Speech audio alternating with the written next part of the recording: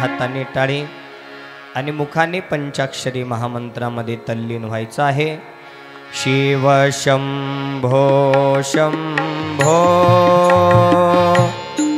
शिव शंभो महादेवा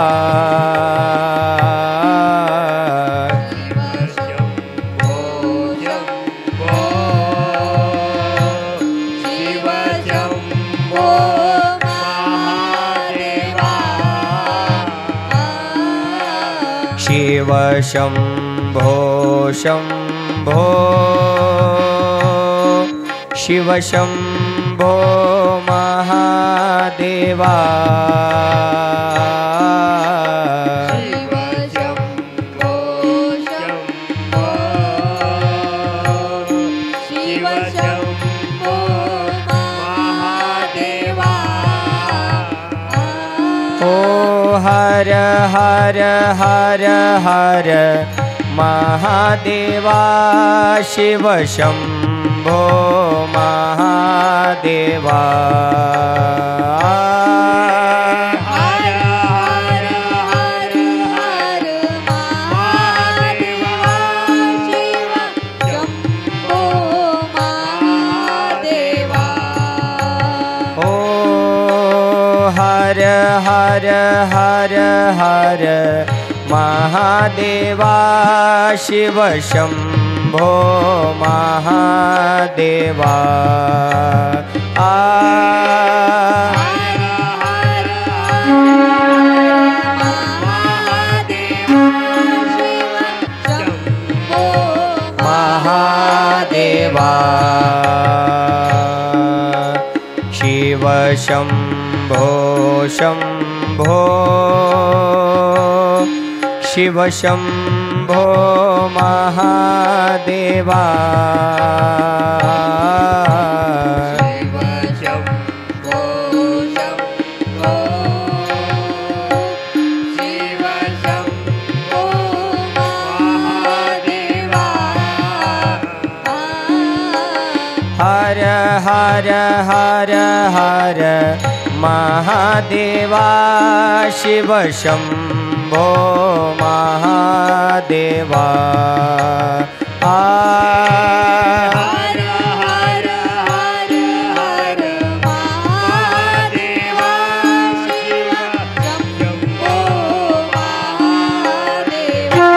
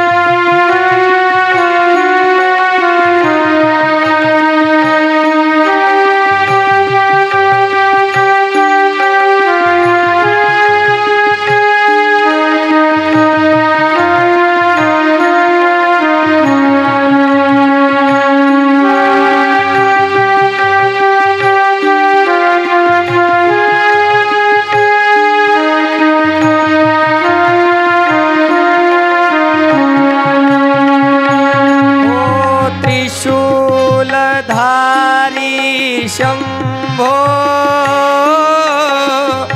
डमरू बजावे शंभो त्रिशूलधारी शंभो डमरू बजावे शंभो। शंभो त्रिशूलधारी शंभो डमरू बजावे शंभो शंभो। नम ओम नम ओम नम ओम शिवाय नम ओम नम ओम नम ओम नमः शिवाय शिव शंभो शंभो शिव शंभो महादेवा शंभो शंभो शिव शंभो महादेवा ओ हर हर हर हर महादेवा शिव शंभो महादेवा हर हर हर हर महादेवा शिव शंभो महादेवा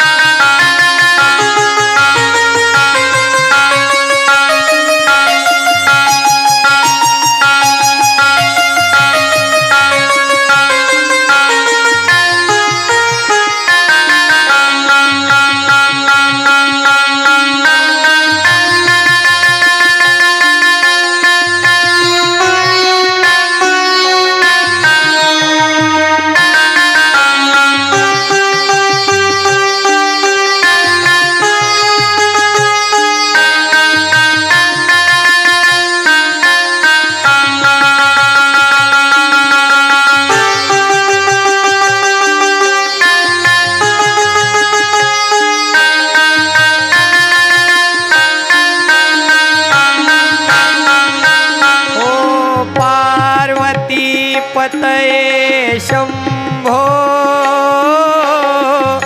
गौरी पतये शंभो पार्वती पते शंभो गौरी पते शंभो हो पार्वती पतये शंभो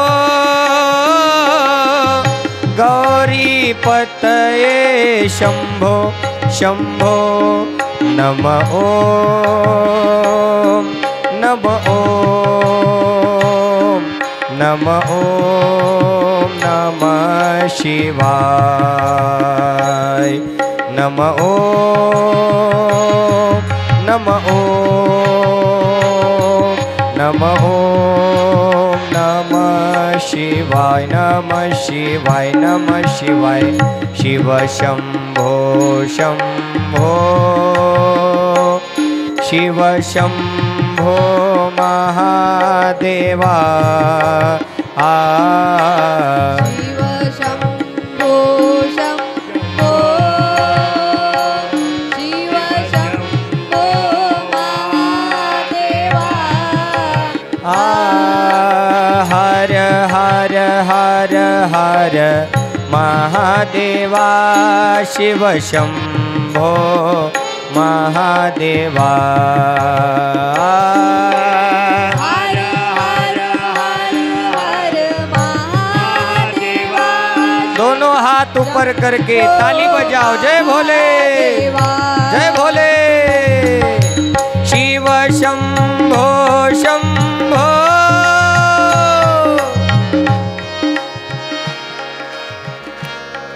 शंभो शिव शंभो शंभो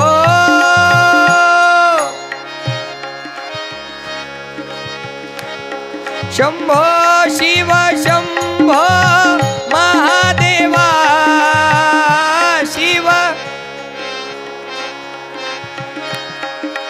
हो हर हर हर हर महादेवा शिव शंभो महादेवा बोला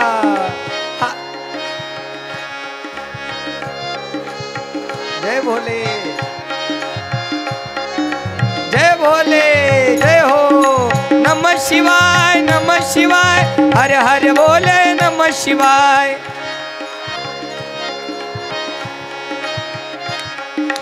हर हर भोले नमः शिवाय शिव शिव भोले नमः शिवाय जय भोले नमः शिवाय ओम नमः शिवाय जय भोले नमः शिवाय ओम नमः भोलेनाथ मेरे भोलेनाथ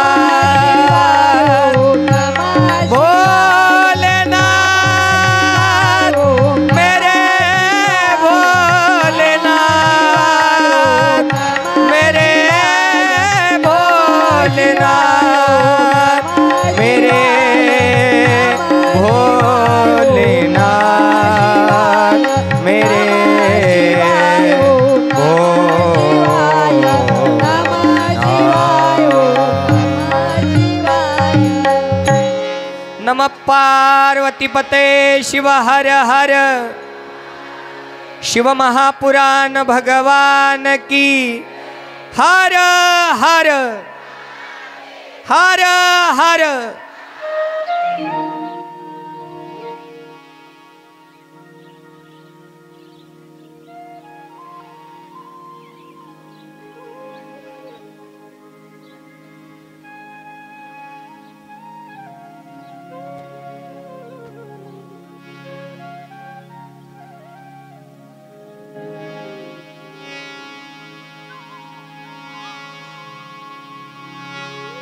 अनंत कोटी ब्रह्मांड नायक शाश्वत वैभवाचा स्वामी देवादिदेव शंभू महादेवांच्या दिव्य चरणी अनंत कोटी साष्टांग प्रणिपात समर्पित करून कुलगुरु शतस्थल ब्रह्मी 108 श्री गुरु शांतवीरलिंग शिवाचार्य गुरु महाराज हिरेमठ संस्थान औसा जिल्हा लातूर जन्मदाते आई वडील या दोन्हीही गुरुवर्यांच्या दिव्य चरणी अनंत कोटी साष्टांग प्रणिपात समर्पित करून चोराखळी नगरीचे ग्रामदैवत भगवान शंभू महादेव भगवान श्री पापनाश शंभू महादेव बजरंग बली हनुमंतराया यासह सर्व देवी देवतांच्या दिव्य चरणी अनंत कोटी साष्टांग प्रणिपात समर्पित करून वसुंधरा रत्न राष्ट्रसंत सद्गुरु शिवलिंग शिवाचार्य गुरुमाऊली यासह सर्व शिवाचार्य गुरु महाराजांच्या दिव्य चरणी अनंत कोटी साष्टांग प्रणिपात समर्पित करून संत शिरोमणी मन्मथ माऊली यासह सर्व साधू संतांच्या दिव्य चरणी अनंत कोटी साष्टांग प्रणिपात समर्पित करून क्रांती सूर्य जगत ज्योती महात्मा बसवेश्वर महाराज हिंदवी स्वराज्याची स्थापना करणारे छत्रपती शिवाजी महाराज आदी राजे महाराजे यांना वंदन करून आजच्या चालत असलेल्या शिवमहापुराण कथेमध्ये चौथ्या दिवसीय शिवमहापुराण कथा श्रवण करण्यासाठी आलेले तुम्ही सर्व भाविक सद्भक्तगण माता पिता बंधू भगिनी आपणा सर्वांच्या हृदय मंदिरामध्ये विराजमान असणाऱ्या परमात्म्यरूपी भगवंताच्या दिव्य चरणी अनंत कोटी साष्टांग प्रणिपात समर्पित करून आजच्या चौथ्या दिवसीय शिवमहापुराण कथेला प्रारंभ करत असताना चालत असलेला अखंड शिवनाम सप्ताह ग्रंथराज परम संगीतमय शिवकथा ज्ञानयज्ञ सोहळा शिवक्षेत्र चोराखळी जिल्हा धाराशिव वर्ष 13वे दिवस चौथा या नामयज्ञ सोहळ्यामध्ये 13व्या वर्षाच्या या पर्व काळामध्ये ज्यांनी या अज्ञानी जीवाच्या उद्धारासाठी, या अज्ञानी जीवाचा उद्धार व्हावा यासाठी अथांग परिश्रम घेऊन या शिव महापुराण कथेचं आयोजन या ठिकाणी केलेलं आहे। असे आपणा सर्वांचे मार्गदर्शक, शिवसंप्रदायाचं भूषण असणारे गाढे अभ्यासक, लेखक, संत, कवी, शिवभक्त परायण माहेश्वर मूर्ती काशीनाथ महादेव स्वामी महाराज चोराखळीकर महाराजांना या नामयज्ञ सोहळ्यामध्ये सर्व सप्ताह कमिटीतील सद्भक्त मंडळी सहकार्य करत आहेत। या सप्ताह कमिटीमध्ये जेवढे काही सद्भक्त मंडळी संयोजन समिती आहेत ते सर्व सद्भक्त मंडळी व या शिव महापुराण कथेसाठी 1 रुपयापासून हजारो रुपयापर्यंत देणगी दान देऊन आपल्या जीवनामध्ये देणगी दान देण्याचं पुण्य प्राप्त करून घेत असलेली सद्भक्त मंडळी, नामयज्ञ सोहळ्यामध्ये पौरोहित्य करणारे शिवभक्त परायण माहेश्वर मूर्ती श्रीधर महारुद्र स्वामी महाराज यासह चोराखळी नगरीतील सर्व माहेश्वर स्वामी महाराज मंडळी, या नामयज्ञ सोहळ्यामध्ये पहाटेच्या शिवपाटापासून ते पुन्हा पहाटेच्या शिवपाटापर्यंत सेवा देणारे सर्व महिला पुरुष भजनी मंडळी, पापनाश शिवभजनी मंडळी चोराखळी, या नामयज्ञ सोहळ्यामध्ये या मंदिर प्रांगणामध्ये सतरंजी उचलण्यापासून ते अंथरणाऱ्यापर्यंत, झाडून काढणाऱ्यापासून ते स्वच्छता देणारी सर्व सद्भक्त मंडळी, नामयज्ञ सोहळ्यामध्ये विण्याची सेवा देत असणारी सद्भक्त मंडळी, नामयज्ञ सोहळ्यामध्ये चालत असलेल्या संगीतमय शिवकथेसाठी महाराजांना जशी अपेक्षित आहे त्याहीपेक्षा अगदी सुंदर अशी साऊंड सिस्टम देणारे माऊली साऊंड सिस्टमचे ओनर कुमार सागर महाराजांचे परमप्रिय शिष्य शिवभक्त परायण अरविंद उर्फ बाबू साचने, चिरंजीव शिवभक्त परायण ओमकार अरविंद साचने सोबत विशाल दादा, नामयज्ञ सोहळ्यामध्ये स्वरशिवानी संगीत संच यांच्या राहण्याची, स्नानपूजा प्रसादाची व्यवस्था करत असलेले शिवभक्त परायण काशीनाथ महादेव स्वामी महाराज चोराखळीकर,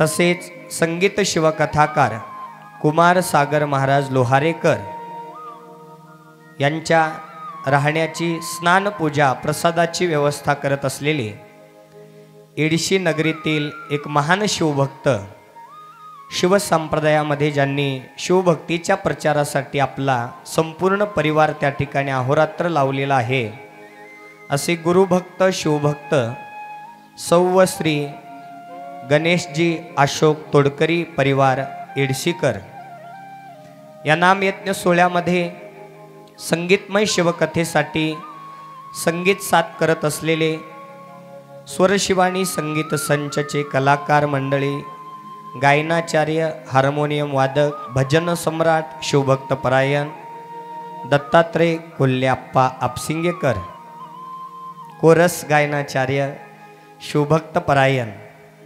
परमशिष्य शिवकीर्तनकार भावी शिवकथाकार शिवभक्त परायण शिवलिंग महाराज साकोळकर, तबला वादक, तबला मार्तंड, तबला विशारद शिवभक्त परायण आत्मीय बंधू आत्मलिंग महाराज लोहारेकर, नामयज्ञ सोहळ्यामध्ये परिचित अपरिचितरित्या काया वाचा मनाने तन मन धनाने सेवा देत असलेली सर्व सद्भक्त मंडळी, यासह आजच्या 4थ्या दिवसीय पर्वकाळामध्ये कथाश्रवण करण्यासाठी आलेले तुम्ही सर्व भाविक सद्भक्त मंडळी, माता पिता बंधू भगिनी, आपण सर्वांचं व आत्तापर्यंत ज्यांचा नाम उल्लेख केलेला आहे त्या सर्वच भाविक सद्भक्तांचं आजच्या 4थ्या दिवसीय शिवमहापुराण कथेमध्ये हार्दिक हार्दिक स्वागत करून आजच्या चौथ्या दिवसीय शिवमहापुराण कथेला प्रारंभ करत असताना काल तिसऱ्या दिवसीय शिवमहापुराण कथेमध्ये आपण भस्म महात्म्य, रुद्राक्ष महात्म्य, कशा प्रकारे भस्म तयार होतं, भगवान शिव परमात्म्याचे 5 मुख, त्या 5 मुखापासून 5 प्रकारच्या गायी उत्पन्न झाल्या, त्याच गायीच्या गोशेणापासून बनलेलं गोमय भस्म हे किती ठिकाणी धारण करावं, धारण करण्याचा मंत्रविधी, धारण केल्याची फलप्राप्ती, या सर्व गोष्टीचं गुह्य ज्ञान आपण काल तिसऱ्या दिवसीय शिवमहापुराण कथेमध्ये श्रवण केलेलो आहोत. आजच्या चौथ्या दिवसीय शिवमहापुराण कथेमध्ये या चालत्या कलियुगामध्ये प्रत्येक आई आणि वडिलांना वंशाचा दिवा म्हणून मुलगा हवा आहे. पण तो मुलगा नेमका कसा असावा आणि कसा नसावा, भगवान शिव परमात्म्याचं हे वाङ्मय आपल्या संसारातील गोष्टी आपल्याला या शिवमहापुराण कथेच्या माध्यमातून वर्णन करत आहे. बारीक बारीक गोष्टीचं गुह्य ज्ञान भगवान शिव परमात्म्याने आपल्या समोर ठेवलेलं आहे. प्रत्येकाला मुलाची अपेक्षा आहे, पण तो मुलगा कसा असावा आणि कसा नसावा याबद्दल भगवान शिव परमात्म्याने आज आपल्या समोर कथा ठेवलेली आहे. त्या मुलामध्ये परिवर्तन होण्यासाठी अगोदर मायबापांजवळ संस्कार हवे आहेत, आहे की नाही. मायबापांच्या गळ्यात इष्टलिंग नाही, मायबापांच्या गळ्यात रुद्राक्षाची माळ नाही, मायबापांच्या कपाळाला विभूती नाही, मायबाप परमार्थामध्ये नाहीत आणि लेकरं संस्कारी नगावे ही अपेक्षा जर तुम्ही ठेवलात तर कसं होणार नाही. पेरी लेते वरी आले, त्याची फळं प्राप्त झाली. आपण जे पेरता तेच उगवतं. गहू पेरल्यानंतर ज्वारी निघत नसते, गहूच उगवतं. तसं हे संस्कार कशा प्रकारे आपण आपल्या मुलाला दिले पाहिजे आणि संस्कारापासून जर आपला मुलगा दुरावला तर किती मोठी हानी आपल्या संसारामध्ये होते, हेही आपल्याला या ठिकाणी आज श्रवण करायचं आहे. तत्पूर्वी संस्कार प्राप्तीसाठी, संसारामध्ये समाधान प्राप्तीसाठी, संसारामध्ये आनंदाच्या प्राप्तीसाठी, संसारामध्ये सुखाच्या प्राप्तीसाठी आपल्याजवळ एक खरं आणि गुह्य सत्यप्रतीचं ज्ञान असणं आवश्यक आहे. मानवी जीवनामध्ये आपण जन्माला आलेलो आहोत. प्रत्येक मानवाजवळ आपल्या हिताचं ज्ञान असणं गरजेचं आहे, कारण ज्ञान हा माणसाचा 3रा डोळा म्हणून सांगितलेला आहे की नाही. आणि या ज्ञानाची प्राप्ती आपल्याला या शिवमहापुराण कथेच्या माध्यमातूनच होणार आहे. आणि बाकीचं ज्ञान आपल्याला पावलोपावली वट्ट्यावर कट्ट्यावर चालता बोलता बाकीचं भापट ज्ञान आपल्याला कुठेही मिळून जाईल, पण आपल्या हिताचं ज्ञान देणारी एकच शाळा आहे, ते म्हणजे हे शिवा अनुभव मंडप. आणि ते ज्ञान जर आपल्या जीवनामध्ये असेल, सत्य आणि गुह्य परमार्थिक ज्ञान ज्याच्या जीवनामध्ये आहे, तो मनुष्य कधीच दुःखी होणार नाही. बघा, आज आपल्याजवळ घर दार बंगला गाडी पैसा अडका सगळं काही आहे, पण समाधान आहे का हो? समाधान नाही. जगामध्ये श्रीमंत कुणाला म्हणावं? ज्याच्याकडे भरपूर असा पैसा आहे त्याला, ज्याच्याकडे फिरायला गाडी आहे, राहायला माडी आहे, हातात सोन्याचे कडे, गळ्यात सोन्याचं लॉकेट आहे, त्याला श्रीमंत कुणाला म्हणावं? तर ज्याच्याजवळ 3 गोष्टी आहेत तोच व्यक्ती या जगातला खरा श्रीमंत आहे. त्या 3 गोष्टी, अन्नाबरोबर चांगली भूक, श्रीमंतीबरोबर दान आणि अंथरुणाबरोबर चांगली झोप, या 3 गोष्टी ज्याच्याजवळ आहेत तोच व्यक्ती या जगातला खरा श्रीमंत सांगितलेला आहे, बरं का. तोच व्यक्ती. अन्यथा पहा, पंचपक्वान्नाचं जेवण वाढवून ठेवलेलं आहे, भूकच लागत नाही, दरिद्रता आहे. मखमली गादी झोपण्यासाठी आहे, झोपच लागत नाही, झोपेसाठी गोळी घ्यावी लागते, दरिद्रता आहे. भरपूर श्रीमंती आहे, पण श्रीमंतीतून दान धर्म नाही, दरिद्रता आहे. म्हणून या 3 गोष्टी कोणत्या? श्रीमंतीबरोबर दान धर्म, अन्नाबरोबर चांगली भूक आणि अंथरुणाबरोबर चांगली गाढ झोप, या 3 गोष्टी ज्याच्याजवळ आहेत तोच या जगातला खरा श्रीमंत आहे. आणि या 3 गोष्टी प्राप्त करून घेण्यासाठी एकमेव मार्ग म्हणजे परमार्थ आहे. इथं आपल्याला त्या 3 गोष्टीचं ज्ञान आपल्याला या शिवमहापुराण कथेच्या माध्यमातून प्राप्त होणार आहे. बरेच जण त्या ठिकाणी म्हणतात आमची मुलगी एखाद्या नोकरदाराला दिली, एखाद्या महालामध्ये दिली तर आनंदाने राहील, हो हसत मुखाने राहील. पण मी पाहिलंय, मी स्वतः महालामध्ये रडणाऱ्या मुलीलाही पाहिलंय आणि झोपडीमध्ये हसणाऱ्या मुलीलाही पाहिलंय. तुम्हाला काय वाटतं, महाल आहे, नोकरदार आहे म्हणजे समाधानी राहील? नाही. पैशापेक्षा, महालापेक्षा माणसाचं मन मोठं असणं हे गरजेचं आहे. आणि मन मोठं कोणाचं असतं माय? मोठ्या लोकांचं नसतं, गरिबांचंच मन मोठं असतं, आहे की नाही? आणि त्या झोपडीमध्ये सुद्धा आपली मुलगी आनंदाने राहू शकते बरं का. त्यासाठी त्या गोष्टी आपल्याला या शिवमहापुराण कथेच्या माध्यमातूनच प्राप्त होणार आहेत.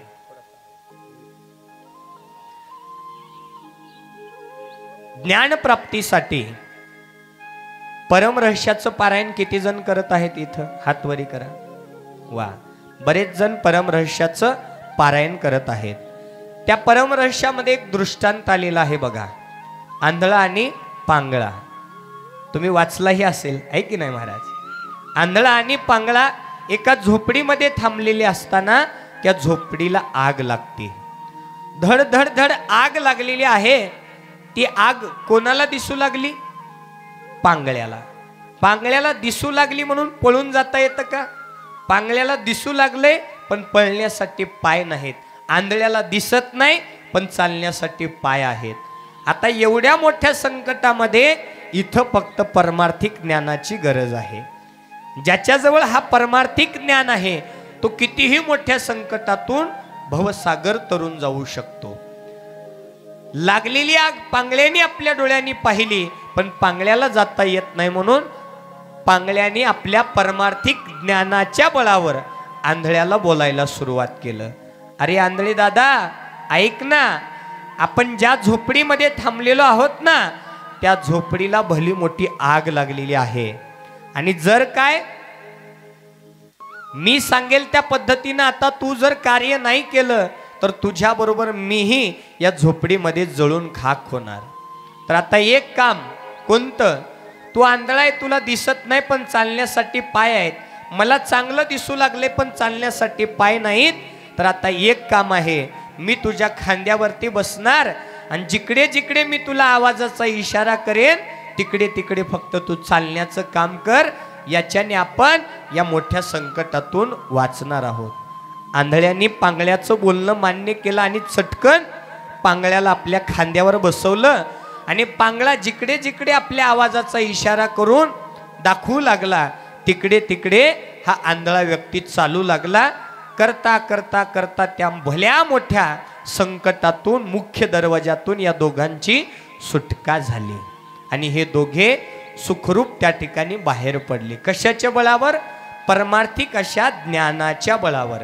तिथं जर त्याला परमार्थिक ज्ञान नसतं तर ते दोघेही त्याच ठिकाणी जळून खाक झाले असते. म्हणून जीवनामध्ये परमार्थिक ज्ञान आपल्याला कितीही मोठ्या संकटातून एका क्षणामध्ये त्या ठिकाणी दूर करणार आहे आणि ते ज्ञान प्राप्त करून घेण्याची संधी आपल्याला या ठिकाणी प्राप्त झालेली आहे. संधीचं सोनं झालं पाहिजे. वेळ पुन्हा येणार नाही. या लागी तुम्हा सांगतो ही सोय, गेली घडी नये परतोनी. आता गेलेली वेळ परत येणार नाही म्हणून सावध व्हा. या लागी तुम्हा सांगतो ही सोय. संतांनी सोय सांगितली बाबांनो, सावध व्हा. वेळ वाया घालवू नका. वेळेची किंमत करायला शिका. आत्ता असलेली वेळ परत येणार नाही. उद्या म्हणायचं नाही. जी भक्ती उद्या करायची आहे ती आजच आपल्याला त्या ठिकाणी सुरुवात करायची. वेळेची किंमत कोणाला माहिती आहे? ज्यांनी जीवनामध्ये वेळ अनुभवलेली आहे त्यांना वेळेची किंमत. एका वर्षभराची किंमत विचारू आपण शेतकरी दादांना. बाहेर बसलेला शेतकरी वर्ग आहे. एक वर्षभर तुम्ही शेतामध्ये ऊस लावलेला आहे. कधी रात्री पाळीची लाईट आहे, कधी दिवस पाळीची लाईट आहे. वर्षभर त्या ऊसाला पाणी देण्यासाठी, दारं धरण्यासाठी तुम्ही रातपात वर्षभर त्या ठिकाणी कष्ट घेता. वर्षभराची किंमत सांगतोय.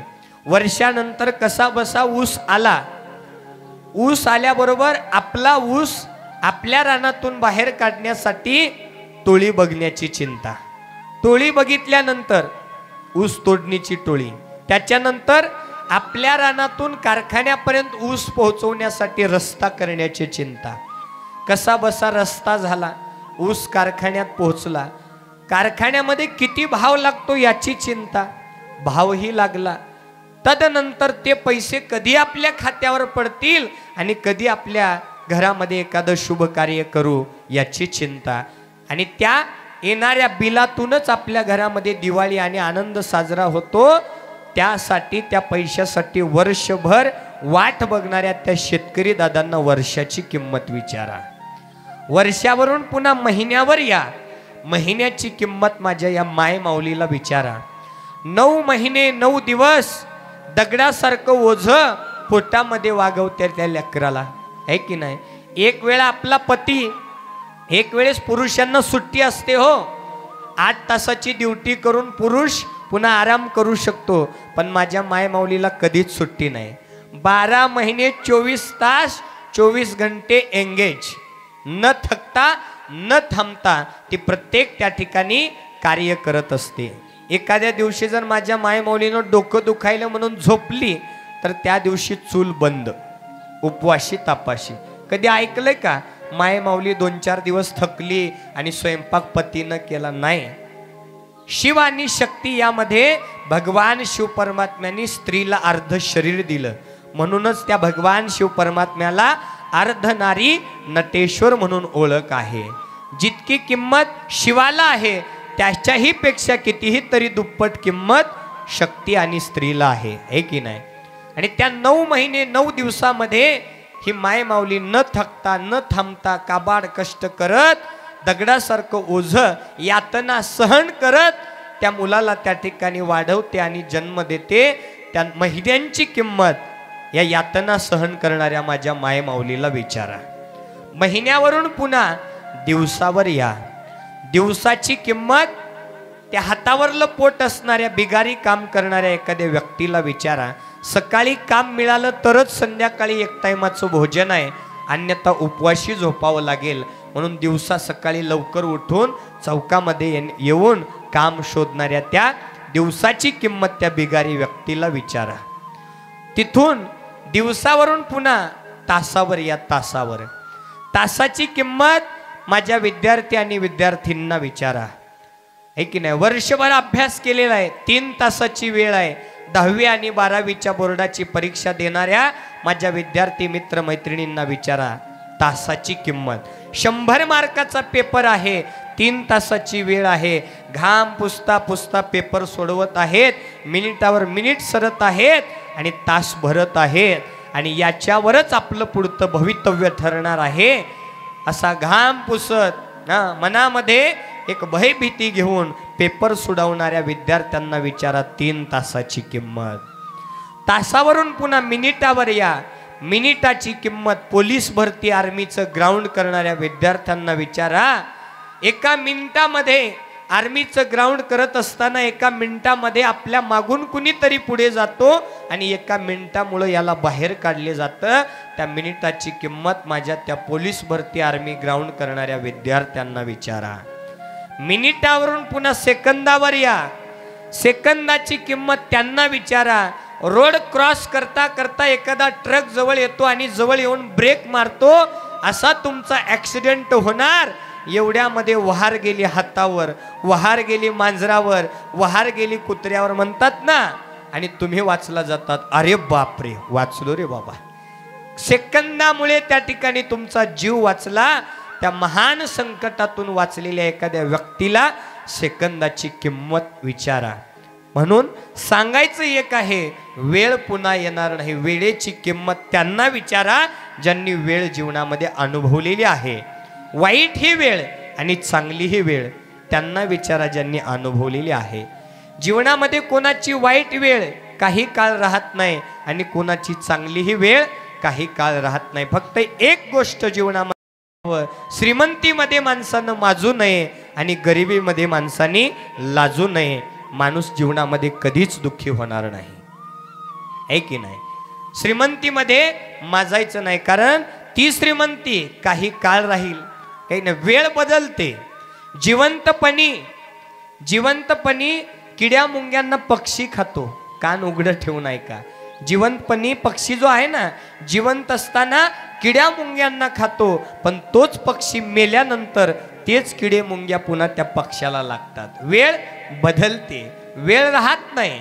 म्हणून वेळ आपल्याला दिलेली आहे. देवानी 100 वर्षाचं आयुष्य दिलं, पण 60च वर्ष आपण इथं जगणार आहोत.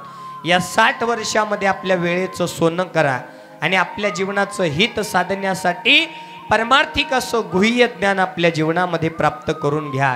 कारण ज्ञानच तुम्हाला मोठ्यातल्या मोठ्या संकटातून दूर करणार आहे. मोठ्यातल्या मोठ्या संकटापासून तुम्हाला दूर ठेवून जीवनामध्ये सुख आणि समाधान प्राप्त करून देणार आहे. त्यासाठी केलेला अट्टहास म्हणजे ही शिवमहापुराण कथा. ज्ञान आपल्या स्वतःबरोबर आपल्या मुलामुलींना असावं, अशाबद्दल भगवान शिवपरमात्म्याने आपल्या समोर कथा ठेवलेली आहे. आज भगवान शिवपरमात्मा ज्या मुलाचं वर्णन करत आहेत, तो मुलगा आपल्या पोटी नसावा. तो मुलगा कसा असावा भगवान शिवपरमात्म्यांनी या शिवमहापुराण कथेच्या माध्यमातून सांगितलेलं आहे. आज 4थ्या दिवसीय पर्वकाळामध्ये जी कथा आपल्या समोर भगवान शिवपरमात्म्यांनी ठेवलेली आहे, जशी आपली चोराखळी नगरी आहे, तशीच या शिवमहापुराण कथेमध्ये आज कांपिले नावाची नगरी, कांपिले नावाचं गाव सांगितलेलं आहे. आणि त्या गावामध्ये यज्ञदत्त नावाचा एक महान तपस्वी, विद्वान पंडित सांगितलेला आहे, ब्राह्मण. त्या ब्राह्मणाच्या जीवनचरित्राची कथा आपल्या समोर भगवान शिवपरमात्म्यांनी सांगितलेली आहे. हा यज्ञदत्त ब्राह्मण, त्यांची पत्नी अनुसया आणि त्यांना एकुलता एक मुलगा होता. त्याचं पाळण्यामध्ये नाव ठेवण्यात आलं होतं गुणनिधी. या पूर्ण परिवाराची कथा आपल्याला आज आपल्या संसाराला अनुसरून श्रवण करायची आहे. यज्ञदत्त ब्राह्मण आणि पत्नी हे दोन्ही दाम्पत्य एक जीवाचे होते. पती आणि पत्नी एक जीवाचे असावे. ती संसारामध्ये असू द्या, परमार्थामध्ये असू द्या, व्यवहारामध्ये असू द्या, एक जीवाचे असले पाहिजेत. आणि ज्यांच्या संसारामध्ये पती आणि पत्नी एक जीवाचे आहेत, त्यांचाच संसार धन्य आहे म्हणतात, आहे की नाही? नाहीतर पत्नीचा विचार एकीकडे, पतीचा विचार एकीकडे, अशानं संसारामध्ये प्रगती होत नाही, आहे की नाही? तसंच एक जीवाची भक्ती या यज्ञदत्त ब्राह्मण आणि पत्नी अनुसया मातेची होती. अगदी आनंदाचा संसार सुरू होता. यज्ञदत्त ब्राह्मण 4 वेद, 6 शास्त्र, 18 पुराण याचा अभ्यास अवलोकन करून गावामध्ये पूजा पाठ करणं, आपल्या ब्राह्मण कुळाचं, आपल्या धर्माचं पालन करणं हे यज्ञदत्त ब्राह्मणांचं आद्य कर्तव्य आणि रोजचा त्यांचा दिनचर्या होता. पण त्यांचा जो एकुलता एक मुलगा गुणनिधी, या शब्दाचा अर्थ काय हो? गुणानं राहणारा, गुणी कार्य करणारा गुणनिधी. नाव गुणनिधी, पण सगळे कार्य अवगुणी. आता ऐकायचं आपल्याला पुढं, कारण योग्य वेळी आपल्या आई आणि वडिलांनी, वडिलापेक्षा आईनं आपल्या मुलावर मुलीवर जास्त लक्ष ठेवलं पाहिजे. कारण वडील प्रत्येक वेळी आपल्या कामामध्ये व्यस्त असतात. आई 24 तास मुलांच्या आणि मुलींच्या जवळ असते. आईनं ते संस्कार त्या ठिकाणी दिले पाहिजे. योग्य वेळी आपला मुलगा चुकत असेल, योग्य वेळी त्या ठिकाणी आपली मुलगी चुकत असेल, त्याच योग्य वेळी तिनं आपल्या पतीला सांगून त्यांना बरोबर जाग्यावरती आणलं पाहिजे. अन्यथा जर आपल्या मुलांच्या मुलींच्या चुकावरती आपण पांघरून घालत गेलात, तर ती चूक कोणत्या पायरीला नेऊन ठेवणार आहे हेही आपल्याला श्रवण करायचं आहे, हे की नाही? गुणनिधी मात्र 12 वर्षाचा गुणनिधी, ज्यावेळेस आईनं त्या ठिकाणी या गुणनिधीला लहानाचं मोठं करत असताना हा गुणनिधी वयाला आला आणि वयात येत असताना पंख फुटले आणि वाईट मित्रांच्या संगतीमध्ये कार्य करू लागला. आता संगत वाईट मित्रांची धरली. मित्र कसे होते? पिणारे, खाणारे, चोऱ्या करणारे, जुगार खेळणारे अशा वाईट मित्रांच्या संगतीमध्ये गुणनिधी कार्य करू लागला. पिता मात्र गावामध्ये एवढा मोठा मान आहे, 4 खेड्यामध्ये नाव आहे, आणि मुलगा मात्र वाईट वागू लागला. मी म्हणतो आहे संपत्तीपेक्षा संतती ही महत्वाची आहे की नाही. भरपूर अशी संपत्ती आहे तुमच्याकडं, आणि तुमची संतती जर संध्याकाळी लेझिम खेळत येत असेल तर एवढ्या मोठ्या संपत्तीला शून्य किंमत आहे बरं का. म्हणून जीवनामध्ये संपत्तीपेक्षा संतती ही श्रेष्ठ सांगितलेली आहे. एखाद्या वेळेस 4 पैसे कमी असू द्या, पण लोकांनी म्हणलं नाही पाहिजे हा मुलगा त्यांचा आहे, ओ किती वाईट वागतो, आहे की नाही. त्यासाठी उच्च संस्कार आपल्या त्या संततीमध्ये मुलांमध्ये असणे गरजेचं आहे. इकडे आई वडिलांनी एवढं मोठं नाव कमवलं आणि मुलांनी त्या नावाला कलंक लावला तर 4 पिढ्या आपल्या जाग्यावर येणार नाहीत, एवढं मोठं त्या ठिकाणी दुःख आपल्या संसाराला प्राप्त होणार आहे. म्हणून गुणनिधी वडिलांचं जे काही नाव कमवलेलं आहे ते पाठीमागे घालवू लागलेलं आहे. हे आईला माहिती आहे बरं का. घरातले भरपूर असे पैसे दाग दागिने चोरून नेणारा गुणनिधी जुगारामध्ये हरू लागला, पत्त्याचा डाव खेळू लागला. आईला माहित होतं. आई फक्त त्याला मांडीवर बसून जेवू घालत असताना समजावून सांगायची, बाळा ऐक ना, तुझे पिता महान असे विद्वान ब्राह्मण आहेत आणि तू त्यांचं नाव घालवू नको. ऐक, तू ही तुझ्या वडिलांच्या पावलावर पाय ठेव आणि पूजा पाठ शिक, कारण आपण ब्राह्मण कुळामध्ये जन्माला आलेलो आहोत. ब्राह्मणांचं कर्तव्य असतं सत्य मार्गाने वाटचाल करणं, धर्माचं पालन करणं, आणि तू असं जर वाम मार्गाने जात गेलात तर तुझ्या वडिलांचं एक दिवस नाव नष्ट होऊन जाईल. आई समजावून सांगायची. पण आईनं जर त्या क्षणाला आपला मुलगा असा वागतो आहे असं आपल्या पतीला सांगितलं असतं तर पतीनं त्याच्या कानफाडामध्ये लावून त्याला जागी सावध केलं असतं. पण आई नेहमी त्याच्या चुकावरती पांघरून घालायची. पिता यज्ञदत्त ब्राह्मण आपल्या पत्नीला विचारायचे, गुणनिधी कुठं गेलाय? आईनं खोटं बोलायचं.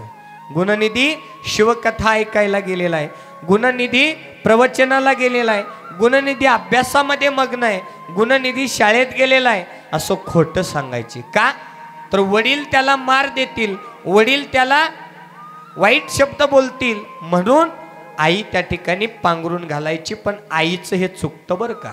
आईनं योग्य वेळी आपला मुलगा आणि मुलगी काय करते आहे, किती वाईट मार्गाला जात आहे, योग्य वेळी जर आपल्या पतीला सांगितलं तर पतीच्या दाबाने का होईना आपला मुलगा आणि मुलगी वाम मार्गाला जाणार नाहीत. हीच चूक या यज्ञदत्त ब्राह्मणांच्या जीवनामध्ये पत्नीनं केलेली आहे. बराच काळ उलटून गेला. गुणनिधी जास्तीत जास्त त्या ठिकाणी मदिरा प्राशन करू लागला. गुणनिधी जास्तीत जास्त वेळ जुगारामध्ये पत्त्यामध्ये घालवू लागला. मी म्हणतो जीवनामध्ये एक मित्र असावा, जीवनामध्ये एक मैत्रिणी असावी, पण ती खरी असावी. आपला जर मित्र वाम मार्गाला चालला असेल तर त्या मित्राला त्या मार्गातून बाहेर काढणारा मित्र असावा. अन्यथा आपला मित्र 1 बाटली लावला तर यानं 2 बाटली लावणारा नसावा, आहे की नाही. आपली मैत्रीण वाम मार्गाला चालली तर तिला आपल्या आई वडिलांच्या कष्टाची जाणीव करून देणारी मैत्रीण जीवनामध्ये असावी, अन्यथा तिला वाम मार्गाला घेऊन जाणारी मैत्रीण नसावी. जीवनामध्ये खरा एक सच्चा मित्र आणि खरी एक सच्ची मैत्रीण असली पाहिजे. मित्रता असावी श्रीकृष्ण आणि सुदाम्यासारखी. कशी मित्रता आहे बघा, तशा प्रकारची मित्रता जीवनामध्ये असावी. आणि तो गुणनिधी स्वतःही तसाच, मित्रही तसेच. आता पुढे काय होणार? जीवन संपवलं जाणार.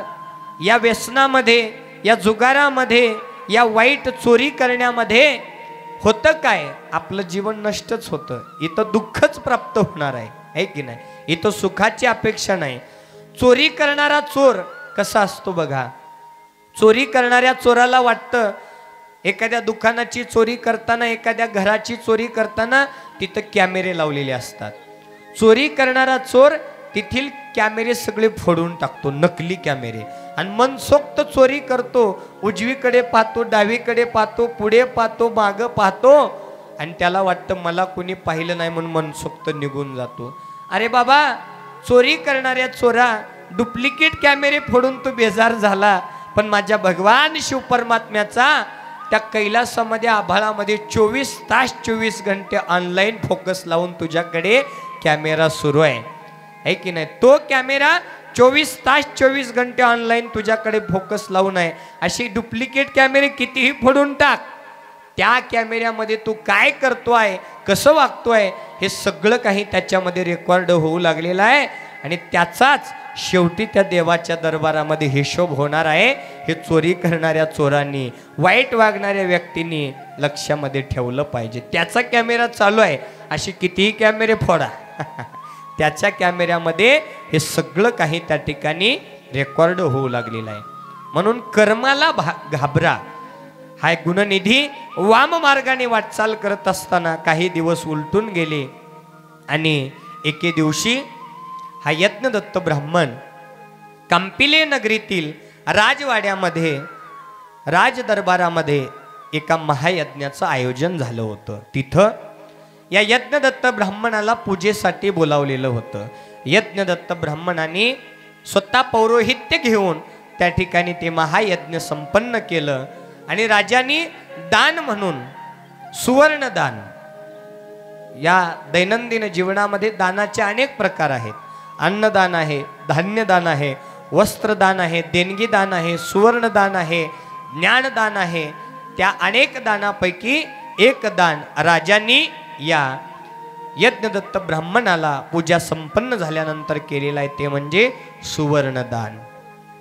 5 तोळे सोन्याची महाराजा अंगठी त्या ठिकाणी या राजांनी या यज्ञदत्त ब्राह्मणांना दान केलेली आहे. ती अंगठी घेऊन यज्ञदत्त ब्राह्मण घरी आले आणि आपल्या पत्नीच्या हातामध्ये अंगठी दिली. सांगितलं, ही अंगठी मला राजदरबारामध्ये राजांनी दिलेली आहे आणि तू व्यवस्थित ठेव. त्यावेळेस काही कपाट तिजोऱ्या वगैरे काही नव्हतं माय. चटकन त्या ठिकाणी पत्नीनं साखरेच्या डब्यामध्ये अंगठी टाकली. पाहिली कुणी? गुणनिधीने. आता गुणनिधीला चिंता लागली, कधी एकदा रात्र होते आणि कधी एकदा मी ती सोन्याची अंगठी चोरेन. ध्यासच होता, कारण त्याच्या रक्तामध्ये चोरी करण्याचा स्वभाव त्या ठिकाणी दडलेला होता. रात्र झाली, 11 वाजायच्या सुमारास गुणनिधीनं साखरेच्या डब्यातली सोन्याची अंगठी चोरली आणि सकाळी सकाळी तांबडं फुटायच्या वेळेला हा गुणनिधी अंगठी घेऊन वाईट मित्रांच्या संगतीमध्ये जाऊन पत्त्या जुगाराचा त्या ठिकाणी डाव मांडला आणि त्या जुगारामध्ये ही अंगठी लावली. ज्ञान नव्हतं, कपटी मित्रांनी ती अंगठी कपट करून जिंकून घेतली आणि गुणनिधी हरला. ती अंगठी सुद्धा त्या ठिकाणी जिंकून घेतली. ते वाईट मित्र 4-5 मित्रापैकी एका मित्राने ती अंगठी आपल्या बोटामध्ये घातली आणि टिंगल टवाळ्या करत चौकामधून मित्र जाऊ लागले. एवढ्यामध्ये दुपारच्या वेळेला तो महान तपस्वी पंडित यज्ञदत्त ब्राह्मण आपल्या घराकडे निघालेले असताना यज्ञदत्त ब्राह्मणाने गुणनिधीचे मित्र पाहिले आणि विचारलं, अरे बाळांनो, आमचा गुणनिधी पाहिला का? अशा दोघांमध्ये संवाद सुरू असताना यज्ञदत्त ब्राह्मणाने त्या 5 मित्रापैकी एका मित्राच्या हातामध्ये राजदरबारामध्ये दिलेली सोन्याची अंगठी पाहिली आणि बोलू लागले, अरे बाबांनो, ही तर अंगठी ओळखीची दिसत आहे, ही तर अंगठी माझी आहे. मला कालच राजदरबारामध्ये राजांनी दान दिलेली आहे, ही तुमच्याकडे कशी आली? मित्र म्हणू लागले, ही अंगठी तुमची आहे? हा, माझी आहे. बरोबर आहे, अंगठी तुमचीच आहे, पण तुमचा मुलगा गुणनिधी आहे ना, त्या गुणनिधीनं सकाळी सकाळी ही अंगठी जुगारामध्ये हरलेली आहे. तो मुलगा तुमचा गुणनिधी आमच्या बरोबर रोज सकाळी पत्त्याचा डावामध्ये तल्ली नसतो, जुगार खेळतो. रोज रोज घरातले महागड्या वस्तू दाग दागिने त्यानं आणून जुगारामध्ये हरलेले आहेत आणि ह्या अंगठी सुद्धा त्यानं जुगारामध्ये हरलेली आहे. आता वडिलांना खरं वाटलं असेल. आई तर सांगायची शिवकथेला गेलाय, आई तर सांगायची प्रवचनाला गेलाय, आई तर सांगायची शाळेत गेलाय, ट्युशनला गेलाय, आणि गुणनिधी असे वाईट कार्य करतो? नाही नाही, अरे बाळांनो, तुम्ही जे म्हणताय ते खोटं आहे म्हणा ना. माझा गुणनिधी असं वागू शकत नाही. एवढे एवढेशी लहान लेकरं त्या महान तपस्वी विद्वान अशा यज्ञदत्त ब्राह्मणाचा भर चौकामध्ये अपमान करू लागले. अरे ब्राह्मणा, डोळे असून आंधळा झाला आहेस का? गावामध्ये सगळ्यांचं पूजापाठ करतो, गावामध्ये सगळ्यांचं चांगलं करतो, आणि तुझ्या घरामध्ये तुझा मुलगा वाम मार्गाने वाटचाल करतो, तुला दिसत नाही? जुगार खेळतो, मदिरा प्राशन करतो, टिंगल टवाळ्या करतो, चोऱ्या करतो. बघ, जाऊन विचार त्यालाच. यज्ञदत्त ब्राह्मणांच्या डोळ्यामध्ये अश्रूंच्या धारा आल्या. 4 खेड्यामध्ये माझी कीर्ती लौकिक आहे, एवढा मी महान तपस्वी ब्राह्मण, आज माझ्या मुलामुळं माझ्या भर चौकामध्ये माझ्या डोळ्यामध्ये अश्रू आले, मी अपमानित झालो. पहा, या दैनंदिन जीवनामध्ये आपल्यासाठी अहोरात्र काबाड कष्ट करणाऱ्या बापाच्या डोळ्यात जर आपल्या मुलामुळं पाणी आले तर तो मुलगा जन्माला नाही आला तरी चालेल, वांज राहिलेलं बरं, पण त्या मुलामुळं आपल्या ईश्वरा समान आई आणि वडिलांच्या डोळ्यात पाणी येता कामा नये, आहे की नाही? ती संतती तशा प्रकारे जन्माला यायला नको. जन्माला आल्यानंतर योग्य वेळी संस्कार द्या. अहो, माझ्या मनमत माऊलींनी 16व्या वयापासून परमार्थाला त्या ठिकाणी सुरुवात केली. 16व्या वर्षामध्ये परमरहस्य लिहिला. इकडं ज्ञानेश्वरी सुद्धा ज्ञानेश्वर माऊलींनी 16व्या वर्षामध्ये लिहिली. तरुणपणी उच्च संस्कार त्यांना त्यांच्या आई वडिलांनी प्राप्त करून दिले, म्हणून आज जगामध्ये त्यांची कीर्ती लौकिक झाली. आपण फक्त आपल्या मुलामुलींना शिकवण्यामध्ये, मोठं करण्यामध्ये, अधिकारी बनवण्यामध्ये व्यस्त झालो, पण याच्यामध्ये संस्कार देणं विसरलो. डॉक्टर झाला, वकील झाला, अधिकारी झाला आणि आई बापापासून दुरावला. कोण्या शेतकऱ्याचे आई बाप घराच्या बाहेर आहेत मला दाखवा. गरीबाच्या आई वडिलांना त्या ठिकाणी तो गरीब मुलगा आपल्या जवळ ठेवून घेतो. मायबाप वृद्धाश्रमात कुणाचे? श्रीमंताचेच, आहे की नाही?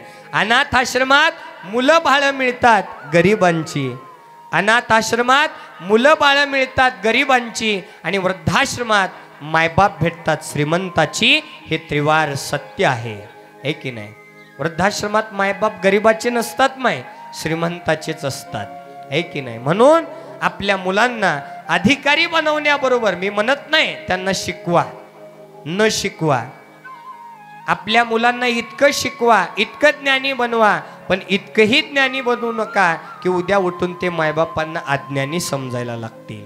आपल्या मुलामुलींना एवढं लायक बनवा, एवढं लायक बनवा, पण एवढंही लायक बनवू नका की उद्या उठून ते आपल्या मायबापांना नालायक समजायला लागतील, आहे की नाही?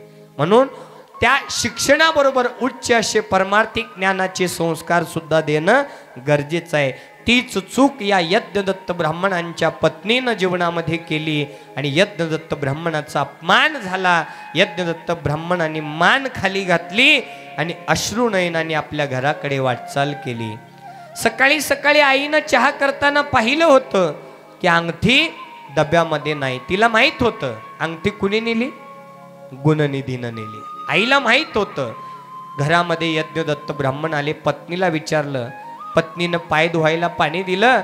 एवढ्यामध्ये यज्ञदत्त ब्राह्मणांनी सांगितलं, मी तुला काल दिलेली जी अंगठी होती ना ठेवण्यासाठी ती आणून दे. पत्नी घाबरली, आता कुठून देणार? अंगठी तर गुणनिधीनं चोरली आहे, कुठून देणार? घाबरली. अहो, एवढ्या लवकर तुम्हाला अंगठीची काय गरज पडली? चला ना आतमध्ये, भोजन करा पहिल्यांदा, मग मी तुम्हाला अंगठी देईन. तिला वाटलं भोजनाच्या नादामध्ये अंगठीचा विषय विसरून जातील, पण माहीत झालं होतं आता दूध का दूध, पाणी का पाणी, आहे की नाही? हे लपवून राहत नसतं काही दिवस, आहे की नाही? खोटं हे कधीच लपत नसतं, कितीही लपवा एक ना एक दिवस बाहेर पडतंच.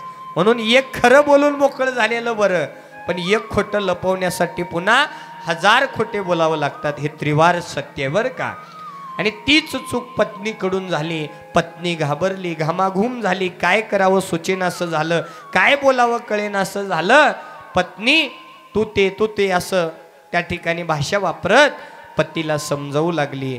पतीनं ओळखलं, तू काय देणार? अंगठी. मला माहिती झालेलं आहे अंगठी चोरीला गेलेली आहे. कोण चोरली? गुणनिधीनं चोरली. त्यावेळेस पत्नीनं खट सगळ्या गोष्टी खरं सांगायला सुरुवात केल्या. गुणनिधीनं आतापर्यंत वागलेलं आहे तेवढं काही सत्य पतीच्या समोर ठेवलं. पतीनं सांगितलं एवढा वेळ लावला, थोडा आणखी उशिरा सांगायची होती, है की नाही. पत्नीची चूक त्या ठिकाणी या यज्ञदत्ता ब्राह्मणाच्या जीवनामध्ये दुःख घेऊन आली. ज्या पत्नीवरती मी एवढा जीव लावला, ज्या मुलासाठी मी अहोरात्र काबाड कष्ट केलं, त्यांनी माझ्यासोबत एवढा मोठा दगा फटका केला, मला अंधारामध्ये ठेवलं. बघा, इतरांनी केलेला अपमान, इतरांनी केलेला, परक्यांनी केलेला दगा फटका धोका माणूस एका काही क्षणात विसरून जातो, काही दिवसात विसरून जातो. परक्यानी बोललं, परक्यानी धोका दिला म्हणून विसरून जातो. पण आपल्याच जवळच्या लोकांनी जर आपल्यासोबत धोका केला, आपल्यासोबत दगा फटका केला, आपला तिरस्कार केला, तर ते दुःख माणूस कधीही विसरून शकत नाही. तो जिवंत असून मेल्यासारखी अवस्था त्याच्या जीवनामध्ये प्राप्त होते. म्हणून या कलियुगामध्ये आपण वाढत असताना ज्या व्यक्तीला आपल्यातले परके आणि परक्यातले आपले ओळखता आले, तो व्यक्ती या कलियुगामध्ये कधीच दुःखी होऊ शकत नाही. हे त्रिवार सत्य आहे बरं का. परक्यातले आपले ओळखता आला पाहिजे आणि आपल्यातले परके ओळखता आलं पाहिजे. अहो, आपली कमजोरी आपल्यांनाच माहीत असते, परक्यांना काय माहिती आहे की नाही. म्हणून आपलेच आपल्यासोबत दगा फटका करायला बसलेले असतात, जवळचेच असतात, जाणून बुजून त्रास देण्याचा प्रयत्न करतात, जाणून बुजून त्याचं वाटोळं व्हावं ही भावना व्यक्त करतात. पण त्यांचं वाटोळं देवानी करावं, तुम्ही करू नये. चांगलंही देवानी करावं, वाईटही देवानी करावं. तुमच्यानं काही होणार नाही. थोड्या काळापुरता तुम्हाला आनंद मिळेल, पण तुम्हाला सुद्धा त्याच्या दुप्पट दुःख प्राप्त होणार आहे. एखाद्याचे 10 रुपये बुडवले म्हणून काय झालं, दुसरीकडे 100 रुपये घालावे लागतील. केली या कर्माचे भोगावे ते फळ. हे त्रिवार सत्य आहे. काळ्या दगडावरील भगवी रेष आहे, याला कोणीही बदलू शकत नाही. यज्ञदत्त ब्राह्मणांच्या जीवनामध्ये सुद्धा प्रसंग असा आहे. यज्ञदत्त ब्राह्मणांनी विचार केला, मी अहोरात्र भक्तीमध्ये तल्लीन राहिलो, आचरण सांभाळलं, आपल्या कुळाचा उद्धार करण्यासाठी 4 खेड्यामध्ये माझं नाव कमवलं, पण जी माझी पत्नी आहे तिनं मला अंधारामध्ये ठेवलं, आपल्या मुलाच्या चुका सांगितल्या नाहीत. पत्नी हात जोडून माफी मागू लागली, पण वेळ निघून गेली ना हो. यज्ञदत्त मनात दुःखी झाला, आहे की नाही. म्हणून पत्नीनं, मुलांनी आपल्या ईश्वरासमान पतीला, ईश्वरासमान बापाला कधीच अंधारात ठेवू नये. मुलांनी आपल्या आई वडिलांना अंधारात ठेवू नये. पत्नीनं पतीला, पतीनं पत्नीला, दोघांनीही एकमेकांनी आपल्या संसारामध्ये एकमेकांना अंधारात ठेवायचं नाही. कारण एक दिवस जर सत्य परिस्थिती समोर आली तर माणूस जिवंत असून मेल्यासारखी अवस्था त्याची होणार आहे. आणि तशीच अवस्था या यज्ञदत्त ब्राह्मणांची झाली. आणि यज्ञदत्त ब्राह्मण मनोमन त्या ठिकाणी ईश्वराला बोलू लागला की काय माझं नशीब लिहिलं देवा, की माझे जे आहेत त्यांनी माझ्यासोबत परक्यासारखा व्यवहार केला, माझी पत्नी माझी राहिली नाही, माझा मुलगा माझा राहिली नाही. यासाठी तो देवी पार्वतीला नशिबासाठी विनंती करू लागला, दुःख व्यक्त करू लागला.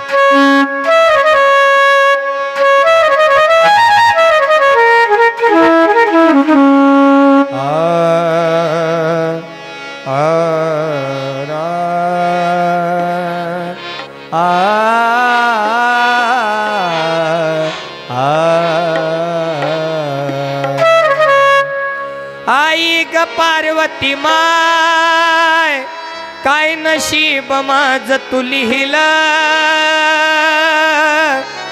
माय माय माय पार्वती माय, पार्वती माय माय. आई ग पार्वती माय, काय नशीब माझ तू लिहिलं, ज्याला लाविला जीव त्यानंच परक्यावानी केलं ग. पार्वती माय, माझे माय, पार्वती माय ग, माझे माय. पार्वती माय, माझे माय,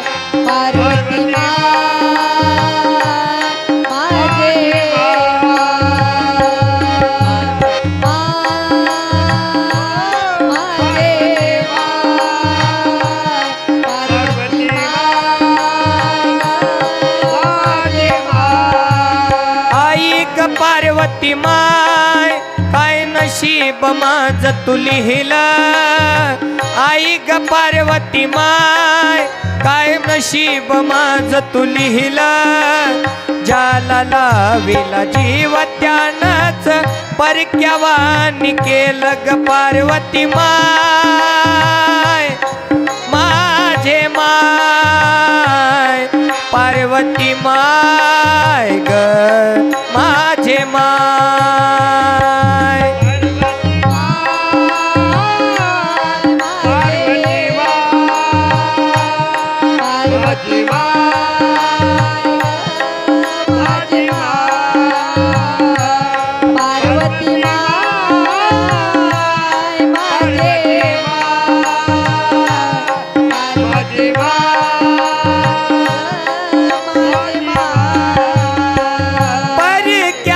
पार्वती माई किती जरी जपलं दाखवून देती दुनिया आपलं ते आपलं दाखवून देती दुनिया आपलं ते आपलं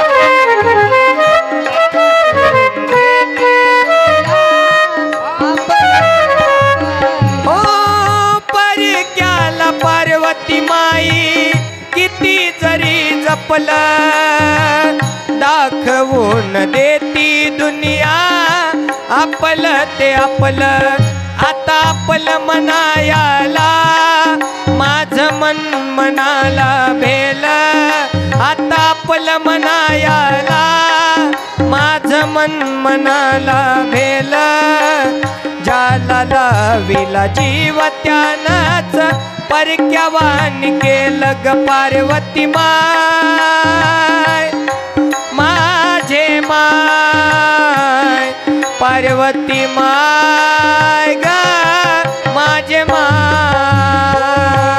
पार्वती माय माझे माय पार्वती माय माझे माय पार्वती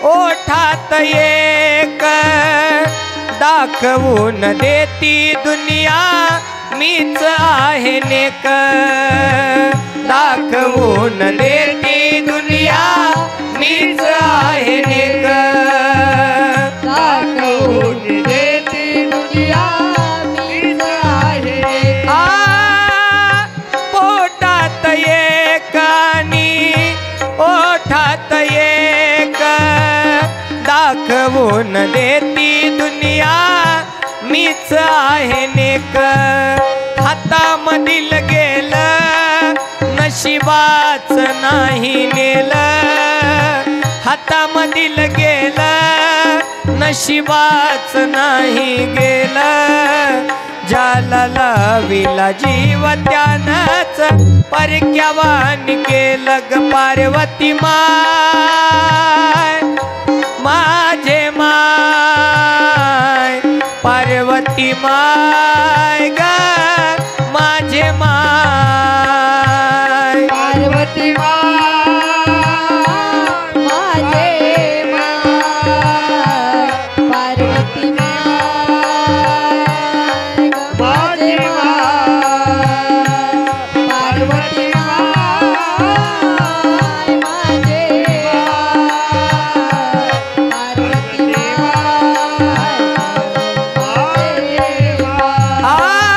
गरजापुरत जवळ येऊन नात जोडी तोंडावर घोडी महाग नाक तोंड मोडी तोंडावर गोडी माग नाक तोंड मोडी तोंडावर गोडी माग नाक तोंड मोडी गरजापुरत जवळ येऊन नात जोडी तोंडावर गोडी माग नाक तोंड मोडी सत्याधारित सागराने गान गाईल, सत्याधारित सागराने गान गाईल, ज्याला लाविला जीव त्यानंच परक्यावानी केलं ग पार्वती माय, माझे माय पार्वती माय ग माझे माय, पार्वती माय माझे माय, पार्वती माय माझे माय, पार्वती पार्वती हो आई ग पार्वती माय काय नशीब माझं तू लिहिलं, आई ग पार्वती माय काय नशीब माझं तू लिहिलं, ज्याला लाविला जीव त्यानंच परक्यावानी केलं ग पार्वती माय, माझे माय पार्वती माय ग माझे माय, पार्वती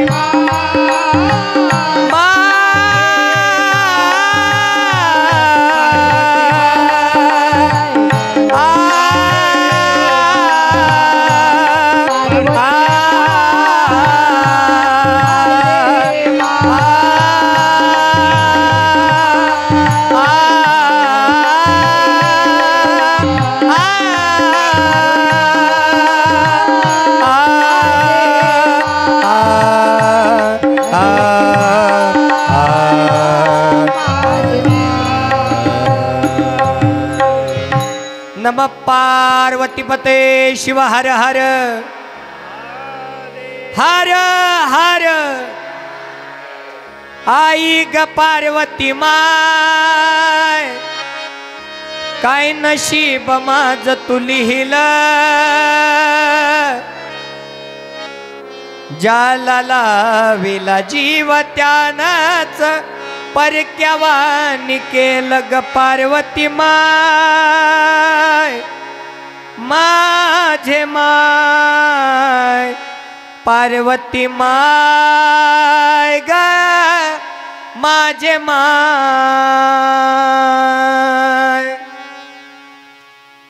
यज्ञदत्त ब्राह्मणाला अतिशय दुःख झालं, गयावया करू लागले, रडू लागले। ज्या पत्नीवरती एवढा जीव लावला, ज्या मुलासाठी अहोरात्र काबाड कष्ट केलं, तो मुलगाही माझा राहिला नाही, ती पत्नीही माझी राहिली नाही। का तर या यज्ञदत्त ब्राह्मणांच्या जीवनामध्ये सत्य मार्गाने चालणं हा त्यांचा आचार धर्म होता, पण पत्नीनं त्या मुलाच्या चुका झाकून ठेवून आज या यज्ञदत्त ब्राह्मणांच्या जीवनामध्ये एवढं मोठं दुःख आणलेलं आहे। यज्ञदत्त ब्राह्मण मनामध्ये विचार करू लागले, ज्या संसारासाठी एवढं केलं तेच जर माझे राहिले नाहीत, त्यांनी मला अंधारामध्ये ठेवलं, तर असा नाशिवंत संसार मला नको आहे। त्या क्षणाला यज्ञदत्त ब्राह्मणांनी संसाराचा त्याग केला, आपल्या पत्नीला घराच्या बाहेर काढलं। ही गोष्ट वाऱ्यासारखी गुणनिधीच्या कानापर्यंत पोहोचली।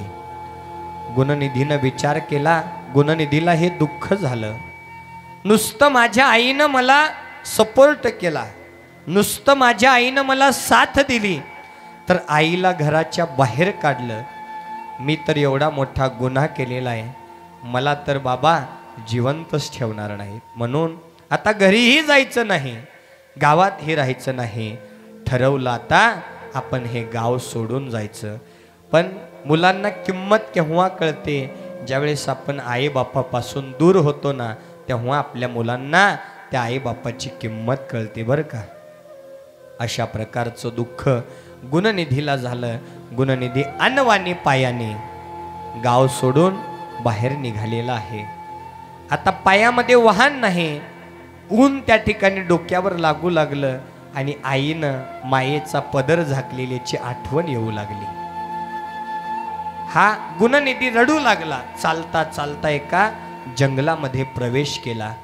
पायामध्ये काटे टोचू लागले, रक्ताच्या धारा येऊ लागल्या, यातना होऊ लागल्या. तेव्हा आईची शब्द आठवू लागले. माझी आई मला मांडीवर बसवून सांगायची, अरे बाळा, या मार्गात तू जाऊ नको, हा मार्ग चुकीचा आहे, तू ऐक माझं. तरी सुद्धा मी ऐकलं नाही. माझ्या ईश्वरा समान आईला आणि बाबांना मी दुखवलं. चूक कळाली पण वेळ निघून गेलेली आहे. आईपासून दुरावला, बापापासून दुरावला. आई वेगळी आणि सावत्र आई वेगळी बरं का. म्हणून जोपर्यंत आपली आई जवळ आहे तोपर्यंत आपल्या आईला जपा. आई या शब्दाचा अर्थ कोणी सांगितला नसेल, आज कान उघडा ठेवून ऐका. आ म्हणजे आदर्श, आ म्हणजे आत्मा, ई म्हणजे ईश्वर. आत्मा आणि ईश्वर, आदर्श आणि ईश्वर जिच्यामध्ये आपल्याला प्राप्त होतो तिचं नाव आई आहे. तिचं नाव आई आहे बरं का. आई पुन्हा मिळू शकत नाही. या जगाच्या बाजारामध्ये सगळ्या वस्तू आपल्याला पैसे देऊन विकत घेता येतील, पण मायबाप आपल्याला कधीच विकत घेता येत नाहीत बरं का. एक वेळा बापाला दुसरी पत्नी मिळेल, सासूला दुसरी सून मिळेल, सासऱ्याला दुसरी सून मिळेल, पण लेकराला आई पुन्हा मिळत नाही. आई ती आईच असते. जसा ढगा आड गेलेला सूर्य पुन्हा दिसणार नाही, तसं माती आड गेलेले आई बाप पुन्हा आपल्याला दिसणार नाहीत. म्हणून सावध व्हा, सावध व्हा. या शिव महापुराण कथेच्या माध्यमातून आपल्या लेकरांना संस्कार द्या. एक नाही, लेकरांना कळतं का हो, या मुलांना कळतं का लहानपणापासूनच व्यसन करावं, जुगार करावं, चोऱ्या करावं, कळतं का? नाही. ते मुलगा पंख फुटल्यावर कोणाच्या संगतीमध्ये जातो त्याच्याने आपला मुलगा चांगला किंवा वाईट ठरत असतो. म्हणून आज तागायत आपल्या मुलांना घडवण्यासाठी आईकडे मी मोठं काम देत असतो. आई गर्भामध्ये मूल वाढत असताना करते काय हो? आजची आई, या कलियुगातली आई गर्भामध्ये मूल वाढत असताना करते काय सांगा? हातामध्ये काय परमरहस्य आहे? हातामध्ये जपाची माळ आहे. कशात बिजी आहे आमची माय?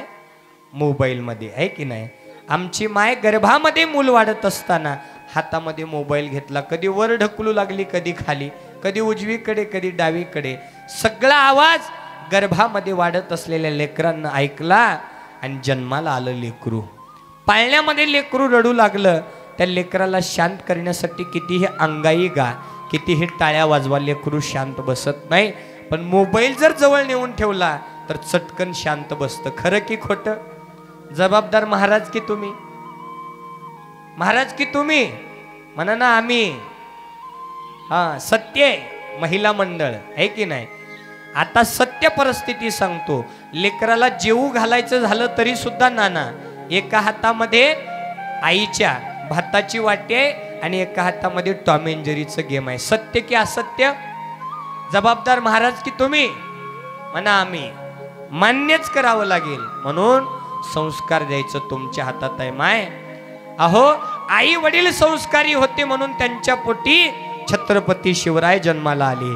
आई वडील संस्कारी होते म्हणून पोटी जगज्योती महात्मा बसवांना जन्माला आले. आई वडील संस्कारी होते म्हणून संत मन्मथ, संत ज्ञानेश्वर जन्माला आले, आहे की नाही? म्हणून आई वडिलांपासून सुरुवात असते. गर्भामध्ये मूल वाढत असताना, आतापर्यंत जाऊ द्या, इथून पुढचे येणाऱ्या सुनांना शिकवा. गर्भामध्ये मूल वाढत असताना त्या आईनं पारायणला बसलं पाहिजे, परमरहस्याचं पारायण केलं पाहिजे. शिवकथा, शिवगोष्टी उल्हास ना मायेपोटी, याप्रमाणे शिवकथा, शिवगोष्टी ऐकल्या पाहिजे, कीर्तन ऐकलं पाहिजे, शिवपाठ वाचला पाहिजे. ते संस्कार आपल्या गर्भामध्ये वाढत असलेल्या मुलांमुलींवरती प्राप्त होतात आणि जन्माला आलेलं मुलगा मुलगी सात्विक विचाराने वाटचाल करणारा जन्माला येतो. सुरुवात तुमच्यापासून करा. जन्माला आल्यानंतर पुन्हा आपला मुलगा वाम मार्गाला गेला, महाराजांजवळ येऊन काय वाईट वागू लागला हो, वाम मार्गाला लागू लागला हो, पुन्हा काय उपयोग आहे? आपल्या मुलांना, आपल्या तरुण पिढीला माहिती होतं का? मला सांगा. काहीच माहिती नव्हतं. पण या मोबाईल आणि टीव्ही मध्ये आपला मुलगा गुरफटून गेलेला आहे. 3 तासाचा पिक्चर, खरा की खोटा ओमकार दादा? खरा की खोटा? खोटा मान्यच करावं लागणार. त्याच्यामध्ये असलेले हिरो हिरोईन फक्त खरी आहेत, पण त्याच्यामध्ये जी येणारी स्टोरी आहे ती मात्र सगळी खोटी आहे. 3 तासाचा पिक्चर बघताना मात्र डोळ्याची पापणी पाडत नाहीत, पण 2 तासाची कथा ऐकताना मात्र डोळे लावून उजवा गुडगा वरी डावा गुडगा खाली, डावा गुडगा वरी उजवा गुडगा खाली, काही जणांचे दोन्ही गुडघे सोबत त्याच्यात मुंडकं, अशी अवस्था आहे की नाही. जे हिताचं आहे ते मात्र दूर जाऊ लागलं आणि जे अहिताचं आहे ते मात्र आपण आपलंसं केलं आहे की नाही. कोणत्या महाराजांनी ॲडव्हर्टाईज केलेली दाखवा, गुटखा खाने से ये होता है, तंबाखू खाने से ये होता है की नाही, जंगली रमी की आ जाओ. कोणत्या महाराजांनी ॲडव्हर्टाईज केली? संत महंत महाराज कीर्तनकार कथाकार हे आपल्याला चांगलीच दिशा दाखवतात, पण ते येडपट आहेत ना अज्ञानी, ते मात्र ॲड करून तुम्हाला दिशाभूल करू लागलेले आहेत. पिक्चरमध्ये स्टोरी दाखवली, आमच्या मुलाला प्रेम म्हणजे काय माहिती नव्हतं आहे की नाही, पण आज त्याच खोट्या पिक्चरमध्ये पाहून, त्याच खोट्या मालिकेमध्ये पाहून आमचं लेकरू रात्र रात्र झोपत नाही पिल्लूच्या नादात. सत्य परिस्थिती आहे की नाही. त्याला माहिती नव्हतं. पहा, जुने इथं लोक आहेत, त्याच्यामध्ये आमचे महाराज आहेत, बाहेर बसलेले जण आहेत. जुन्या लोकांनी आज एक गोष्ट सत्य करून सांगायची. पहा, आमचे अण्णा सुद्धा जुन्यामध्ये मोडतात. जुन्या काळामध्ये अण्णा, पूर्वीच्या काळामध्ये पळून जायची प्रथा होती, पळून जाऊन लग्न करायची प्रथा होती महाराज? नव्हती. पण याच खोट्या पिक्चरमध्ये सैराट पाहिला आणि आमची तरुण पिढी बिघडली. तिथं खोटं पाहिलं आणि इथं खरं केलं. त्या पिक्चरमध्ये जुन्या काळामध्ये सांगा मला, आत्महत्या करायचे प्रकरण होते? विष पिऊन दावं घेऊन फाशी घ्यायचे प्रकरण होते? नव्हते महाराज. पण याच खोट्या पिक्चरमध्ये, याच खोट्या सिरियलमध्ये पाहिलं, तुझ्यासाठी मी माझा जीव द्यायला तयार झालो आहे की नाही. खोटं पाहिलं, त्यांनी खोटं दाखवलं. हा विनोद नाही, ही सत्य परिस्थिती आहे. त्यांनी पैसे कमवण्यासाठी खोटं दाखवलं, तुमची दिशाभूल केली, मीटरचं बिल तुमचं गेलं, तुमचं जीवन विध्वस्त झालं. हिताचं ऐका, हिताचं पहा. ते खोटं दाखवलं आणि या आपल्या तरुण पिढीनं तिच्यासाठी जीव देण्याचा प्रयत्न केला आहे की नाही. फाशी घेण्याचा प्रयत्न केला, आत्महत्या करण्याचा प्रयत्न केला. खोटं टीव्हीमध्ये पाहून या कलियुगामध्ये खरं केलं. माझ्या तरुणांनी एक जीवनामध्ये एक गोष्ट लक्षात ठेवा. या महाराजांनी सांगितलेला शब्द लक्षात ठेवा. तिला किंवा त्याला पुन्हा दुसरा जोडीदार मिळू शकतो, पण तुमच्या मायबापांना तुमच्यासारखा मुलगा आणि तुमच्यासारखी मुलगी या जगात पुन्हा मिळू शकणार नाही. म्हणून मायबापासाठी तरी एकदा जगा. तिच्यासाठी, त्याच्यासाठी जीव देण्यापेक्षा आपल्या आई वडिलांनी दिलेले संस्कार आहेत ना, आई वडिलांसाठी जगा. आणि आई वडिलांसाठी जगणारा मुलगाच या जगामध्ये खरा हिरो आहे. आई वडिलांसाठी जगणारीच मुलगी या जगामध्ये खरी हिरोईन आहे. ते डुप्लिकेट आहेत, त्यांच्या कशाला मागे लागताय? ते तुमची दिशाभूल करत आहेत आहे की नाही. जुन्या काळामध्ये शॉर्ट कपडे घालण्याची प्रथा होती. ओमकार दादा, तुम्ही काय आत्ताच्या काळातले मॉडर्न? होय महाराज, होती. बारके कपडे, छोटे कपडे घालून आपल्या शरीराची नग्न अवस्था करून जगाला दाखवायचं ही प्रथा होती? नव्हती माय. त्याच टीव्ही मध्ये पाहिलं, त्याच सिरियल मध्ये पाहिलं आणि आपली आज ही तरुण पिढी छोटे कपडे, शॉर्ट कपडे घालून त्या ठिकाणी वासनेच्या बळी पडू लागली आहे की नाही. ही सत्य परिस्थिती आहे. त्यांनी फक्त दिशाभूल करण्याचा प्रयत्न केला, आपण खोटं पाहून या कलियुगामध्ये खरं करण्याचा प्रयत्न केला. जुन्या काळामध्ये मायबापांना दूर ठेवण्याची प्रथा नव्हती, डिवोर्स देण्याची प्रथा नव्हती आहे की नाही, तलाक देण्याची प्रथा नव्हती. पण त्याच खोट्या सिरियलमध्ये, त्याच खोट्या पिक्चरमध्ये दाखवलं, 1 महिना याच्याबरोबर, 3 महिने त्याच्याबरोबर, आणि ते खोटं पाहून या कलियुगामध्ये तरुण पिढीनं खरं केली. हा विनोद नाही, कान उघडे केले पाहिजेत. नुसतं भजन करा, परमार्थ करा, शिवकथा ऐका, हे सांगणारे बरेच झाले, पण याच्याबरोबर समाजाचं प्रबोधन देखील झालं पाहिजे. तुमच्या कानाला त्या ठिकाणी जाग करणारे सुद्धा या ठिकाणी आले पाहिजेत बरं का. नुसतं भजन करण्याने जर हित झालं असतं तर आज सागर महाराजांना ही गोष्ट सांगण्याची गरज पडली नसती. आज एकीकडे शिवकथा सुरू आहे आणि एकीकडे व्याभिचार सुरू आहे, एकीकडे पुण्य आहे, एकीकडे पाप आहे, आणि मग आपल्याला आपण संकटातून मुक्त होण्यासाठी देवाचा धावा करू लागलेलो आहे. सुरुवात प्रत्येकाने आपल्यापासून करा. आपल्या गल्लीमध्ये, आपल्या गावामध्ये, आपल्या घरीवारामध्ये, आपल्या परिवारामध्ये सुरुवात आपल्यापासून करा. तरुण पिढीनं या दिशाभूल करणाऱ्या वाईट पिक्चरमध्ये, मोबाईल लागणार आहे. मोबाईल चांगलाही तितकाच आहे आणि वाईटही तितकाच आहे. फक्त चांगल्या कामापुरता उपयोग करा. बघा, तुम्ही ऐकलात कल्याण तुमचं आहे, नाही ऐकलात वाईट तुमचं आहे. आम्ही काय सांगून निघून जाणार आहेत. ज्यांनी ऐकलं त्यांचं हित आहे, ज्यांनी नाही ऐकलं त्यांचं अहित आहे. फक्त सांगायचं एवढं आहे की आपल्या मुलांना, या तरुणांना संतती बिघडली म्हणण्यापेक्षा या मोबाईल टीव्ही पासून दूर करा आणि योग्य वेळी गळ्यामध्ये इष्टलिंग रुद्राक्षाची माळ घालून येताना हाताला धरून इकडे शिवकथेला घेऊन या. या शिवकथा त्यांना ऐकवा, संतांचं चरित्र ऐकवा. मन्मथ चरित्र महाराज सांगत आहेत ते चरित्र ऐकवा. त्या चरित्रातून आपल्या तरुणामध्ये शिवभक्तीची ज्योत त्या ठिकाणी जागी होईल आणि आपली तरुण पिढी वाम मार्गाला जाण्यापासून त्या ठिकाणी राहणार आहे. म्हणून जोपर्यंत आईबाप आहेत तोपर्यंत तरुणांनी सावध व्हा आणि या तरुण पिढीनं सावध होता होता आई वडिलांची किंमत ठेवा. आई वडिलांपासून दूर जाणारा मुलगा कधीच सुखी होऊ शकत नाही. आई वेगळी आणि सावत्र आई वेगळी आहे की नाही. सावत्र आई, बंटी नावाचा मुलगा आपल्या सख्या आईचं प्रेत दारामध्ये सजलं. 12 वर्षाचं लेकरू आईच्या प्रेताजवळ येऊन रडू लागलं. हे आई उठ ना. रोज सगळे झोपलेले असायचे, तू उठलेली असायची. आज सगळे उठलेले आहेत, तू झोपलेली आहेस. का ग आई, मला बोल ना, मला उठ ना, मला शाळेला जायचं आहे, माझा डबा आवरून दे ना. पण आई या जगातून कायमची निघून गेलेली आहे. आई आणि सावत्र आई यामधला फरक ऐकायचा आहे आपल्याला, आहे की नाही. सख्या आईचं प्रेत त्या ठिकाणी दारामध्ये सजलं आणि हे लेकरू आईच्या जवळ जाऊन आईला हलवू लागलं, आईला उठवण्याचा प्रयत्न करू लागलं. पण आई अशा निद्रेमध्ये निद्रस्त झाली होती जिथून परत कुणीच वापस येत नाही. आई हे जग सोडून गेलेली होती. लेकरू जवळ आलं, बंटी आईला हलवू लागलं. हे आई उठ ना, हे आई मला बोल ना, माझी काही चूक झाली का ग, मला क्षमा कर ना. तू का बोलत नाही. रोज तू सकाळी उठून मला आंघोळ घालायची, माझं सगळं आवरून द्यायची, डबा करायची, दप्तर द्यायची, शाळेला पाठवायची. का तू बोलत नाही. आई माझी चूक झाली का, मला क्षमा कर, मी तुझी माफी मागतोय. आई उठ ना. लेकरू आईला हलवू लागलं. आई उठत नाही.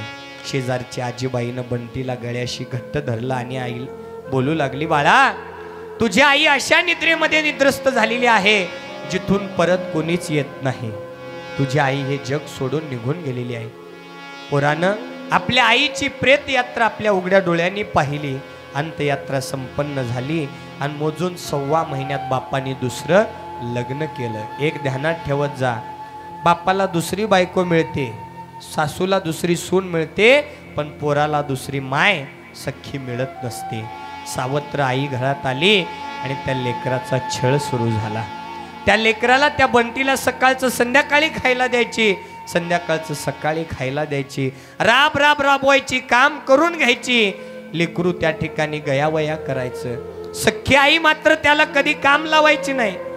बाहेर असताना देखील त्याला बोलावून आणून जेवू घालायची. पण ही सावत्र आई मात्र त्याला 2-2 दिवस उपवाशी ठेवायची.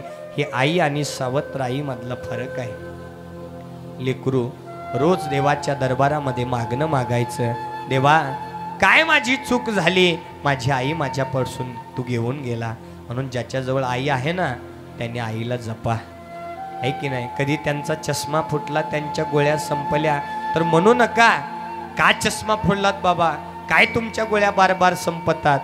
तुम्ही लहानपणी त्यांच्या समोर महागड्या वस्तू फोडल्या, टीव्हीला दगड लागला, गोट्या खेळताना, इटू दांडू खेळताना तुमच्या घरातलं कपाट फुटलं, कबशा फुटल्या. चहा पिता पिता आईबापाने तुमच्यावरती हात उगारला नाही बाबांनो, आहे की नाही. लहान लेकरू म्हणून तुमची समजूत काढली, तुम्हाला समजून घेतलं.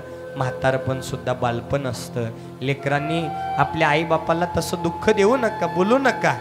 त्यांनी तुमच्यासाठी लहानपणी खूप काही केलंय. म्हातारपणात त्यांना बालपण म्हणून सांभाळत जा. साठी बुड्ढे असे म्हातारपण असतं आणि त्या काळामध्ये ते लेकरू त्या ठिकाणी देवाजवळ गयावया करू लागलं. हे शंभू महादेवा, काय माझा गुन्हा झाला? माझी आई माझ्यापासून तू दूर घेऊन गेला. आईचा छळ असा आहे पहा, 2-2 दिवस उपवाशी तर ठेवायची, पण 2-2 दिवस सडलेलं अन्न त्या लेकराला द्यायची. किती हाल आणि बेहाल आहे तो लेकरू. रात्रंदिवस आपल्या आईच्या आठवणीमध्ये तल्लीन होतं.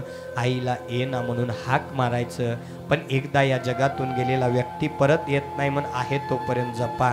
आपले आईबाप गेल्यानंतर पुन्हा पंक्तीवर पंक्ती देऊन पुण्यतेत्यावर पुण्यतेत्या करून त्या ठिकाणी अन्नदान करण्यापेक्षा जिवंत असताना त्या ठिकाणी त्यांना खाऊ घाला, पिऊ घाला, आहे की नाही? मेल्यानंतर पुण्यतिथ्या करण्यापेक्षा जिवंत असताना त्यांच्या वाढदिवसाला काहीतरी अन्नदान करा, त्यांच्या वाढदिवसाला कीर्तन प्रवचन ठेवा, घरामध्ये नामस्मरण करा. हीच पुण्यही तुम्हाला पुढे कामी येणार आहे बरं का. ते लेकरू त्या सावत्र आईचा छळ सहन करू लागलं. बघता बघता बरेच दिवस उलटले. सावत्र आईला एका लग्नामध्ये जायचं होतं म्हणून तिनं महागडी साडी कपाटातली काढली आणि बंटीच्या हातामध्ये दिली. बंटी, मला बाहेरगावी त्या ठिकाणी लग्नासाठी जायचंय आणि तू या साडीला इस्त्री कर, प्रेस कर. बंटी सांगू लागला, नाही ग आई, मला माझ्या आईनं तर हे काम सांगितलं नाही, शिकवलं नाही, मला इस्त्री करता येत नाही ग आई. एवढा शब्द ऐकल्याबरोबर सावत्र आईनं त्याच्या 2 कानफाडामध्ये लावले. मेल्या, खायला जमता आणि काम चुकारपणा करतो. सावत्र आईनं त्याला बेदम मारायला सुरुवात केली.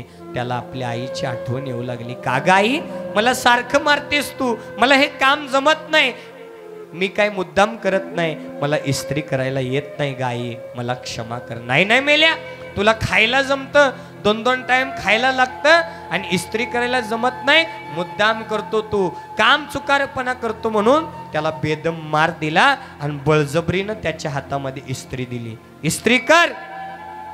बिचार पोरगा असणारा आईच्या दाबाने इस्त्री करण्यासाठी तयार झालं आणि इस्त्री लावली आणि इस्त्री प्रेस करू लागला.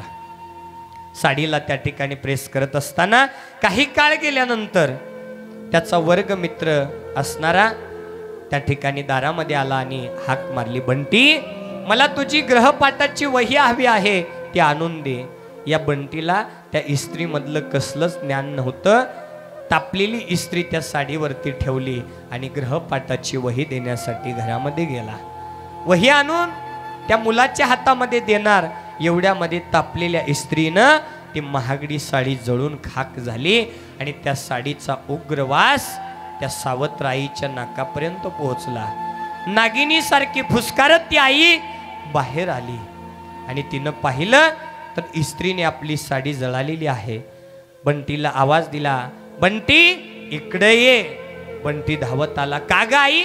आईनं त्याला समोर पाहताच त्याच्या 2 कालफाडामध्ये त्या ठिकाणी मार दिले, पाठीमध्ये बेदम मार दिला. मेल्या, तुला इस्त्री करायची नव्हती, तू मुद्दाम साडी जाळली. नाही ग आई, मी मुद्दाम साडी नाही जाळली, माझा वर्गमित्र मला वही मागण्यासाठी आला, ते वही देण्यासाठी मी गेलो. आई मला माफ कर, मला साडी जाळायची नव्हती. नाही नाही मेल्या, तू मुद्दाम साडी जाळली, तुला करायची नव्हती, मी बळजबरीनं तुझ्या हातामध्ये दिली म्हणून तू हे कार्य केलं, तू मुद्दाम जाळली, तुला शिक्षा झाली पाहिजे म्हणून वारंवार बोलत बोलत त्याला बेदम मार देऊ लागली. सावत्र आई मार देऊ लागलं. लेकरू गयावया करू लागलं. लेकराच्या डोळ्यातून अश्रूंच्या धारा येऊ लागल्या. नाही ग आई, मला मारू नको, मी मुद्दाम नाही जाळली, माझा मित्र आला, त्याच्या घाई गडबडीमध्ये ही साडी जळून गेली, मला माफ कर. सावत्र आई एवढी कठोर होती, एवढी दुराचारी होती, तिनं म्हणू लागली, मेल्या, कमरत वाक,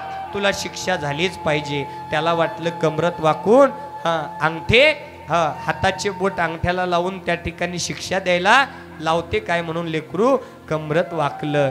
एवढ्यामध्ये कठोर आईनं तापलेली इस्त्री हातामध्ये घेतली. मेल्या, तुला शिक्षा झालीच पाहिजे म्हणून त्या सावत्र आईनं त्या बंटीच्या पाठी त्या ठिकाणी ती तापलेली उग्र इस्त्री जोरात दाबली.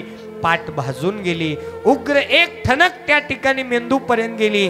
आई हा शब्द त्याच्या मुखातून आला पाठ भाजून गेली आणि रक्ताच्या धारा त्या ठिकाणी वाहू लागल्या.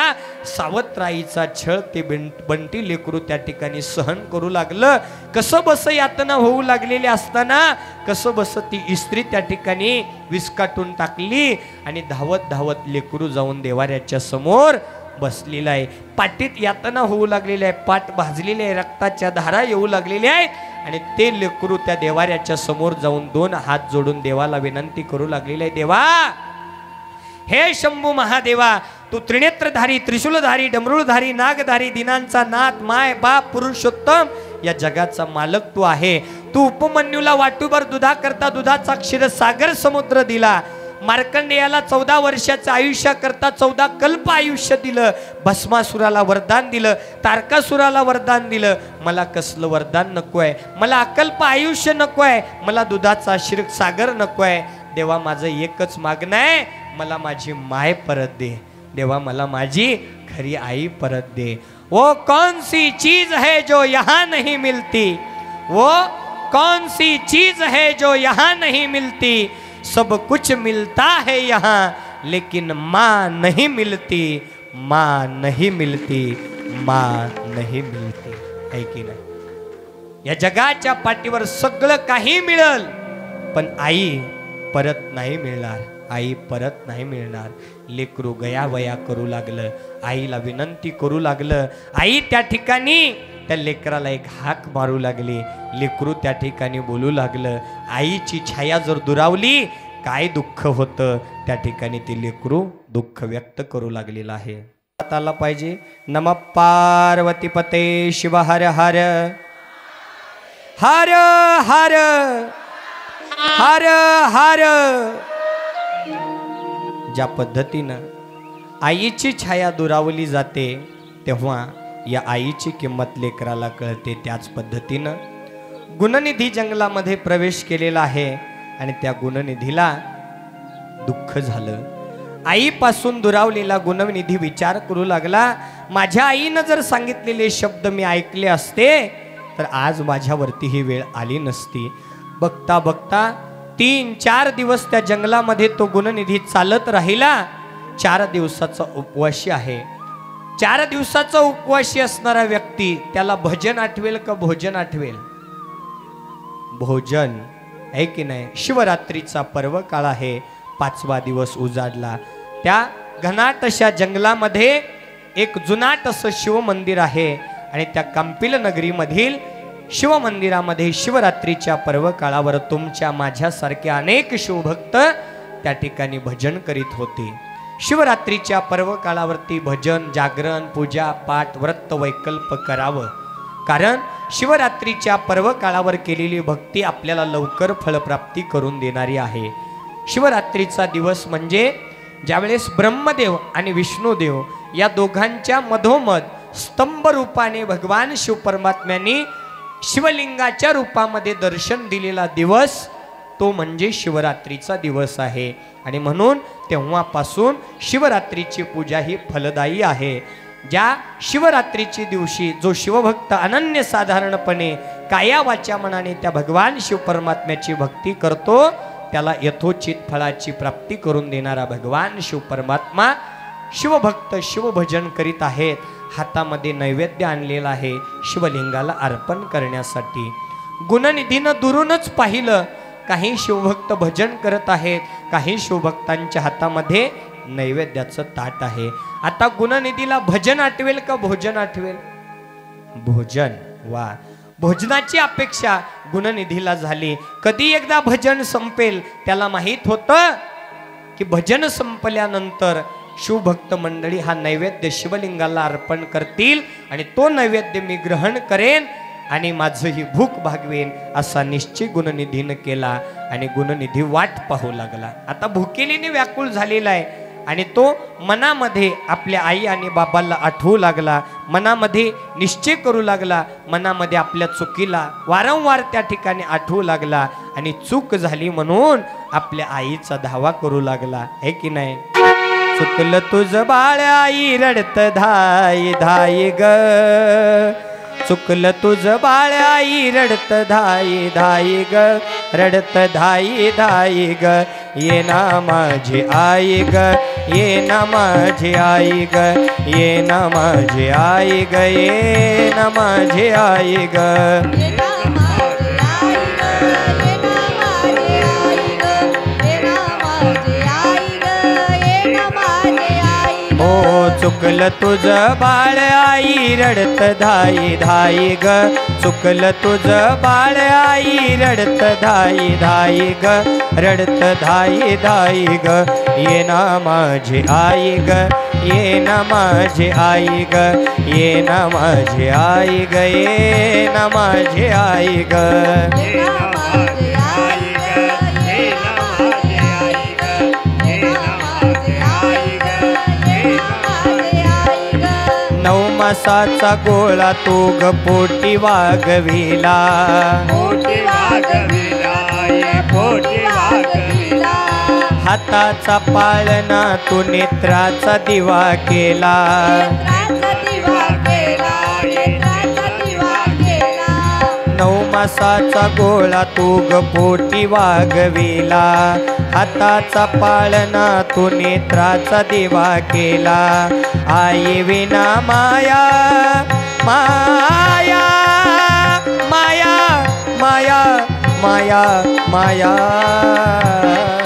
आई विना माया साऱ्या जगामध्ये नाही ग विश्वामध्ये नाही ग ये ना माझी आई ग ये ना माझी आई ग ये ना माझी आई ग ये ना माझी आई ग ये ना माझी आई ग ये ना माझी आई ग ये ना माझी आई ग ये ना माझी आई ग एकदाच ये ग आई तुझ्या बाळासाठी तुझ्या बाळासाठी आई तुझ्या बाळासाठी ओ तरसून गेलो मी तुझं रूप पाहण्यासाठी रूप पाहण्यासाठी आई रूप पाहण्यासाठी ओ एकदाच ये ग आई तुझ्या बाळासाठी तरसून गेलो मी तुझं रूप पाहण्यासाठी सागर हा बाळ आई ग आई ग माझे आई ग आई ग आई ग आई ग आई ग सागर हा बाळ तुझ्या अंतरात राही ग सागर हा बाळ तुझ्या अंतरात राही ग अंतरात राही ग ये ना माझी आई ग ये ना माझी आई ग ये ना माझी आई ग ये ना माझी आई ग ये ना माझी आई ग ये ना माझी आई ग ये ना माझी आई ग ये ना माझी आई ग चुकलं तुझं बाळ आई रडत धाई धाई ग चुकलं तुझं बाळ आई रडत धाई धाई ग रडत धाई धाई ग ये ना माझी आई ग ये ना माझी आई ग ये ना माझी आई ग ये ना माझी आई ग ये ना माझी आई ग आई ग ये ना आई ग आई ग आई ग आई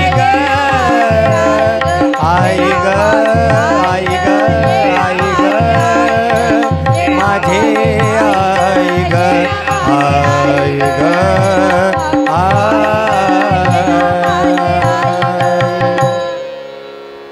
नम पार्वती पते शिव हर हर हर हर चुकलं तुझं बाळ आई रडत धाई धाई ग रडत धाई धाई ग आई ग आई ग माझे आई ग आई ग आई ग आई ग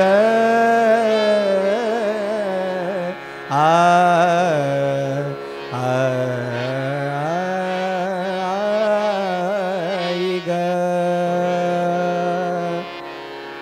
ऐक गुणनिधी या जंगलामधून शिवमंदिराकडे लक्ष देत आपल्या आईला हाक मारू लागला, पण आईच्या छायेपासून दुरावलेला आहे. आता आई येणार नाही. आता आई बाप जे काही आहे तो भगवान शिव परमात्मा. आता शेवटी भगवान शिव परमात्म्याचा धावा करायचा आहे. शिवभक्तांनी शिवरात्रीच्या पर्वकाळावर आपली शिवपूजा शिवभक्ती आटोपली आणि संध्याकाळी 9 वाजायच्या सुमारास नैवेद्य अर्पण करून सर्व शिवभक्त मंडळी आपापल्या घराकडे निघालेले आहेत.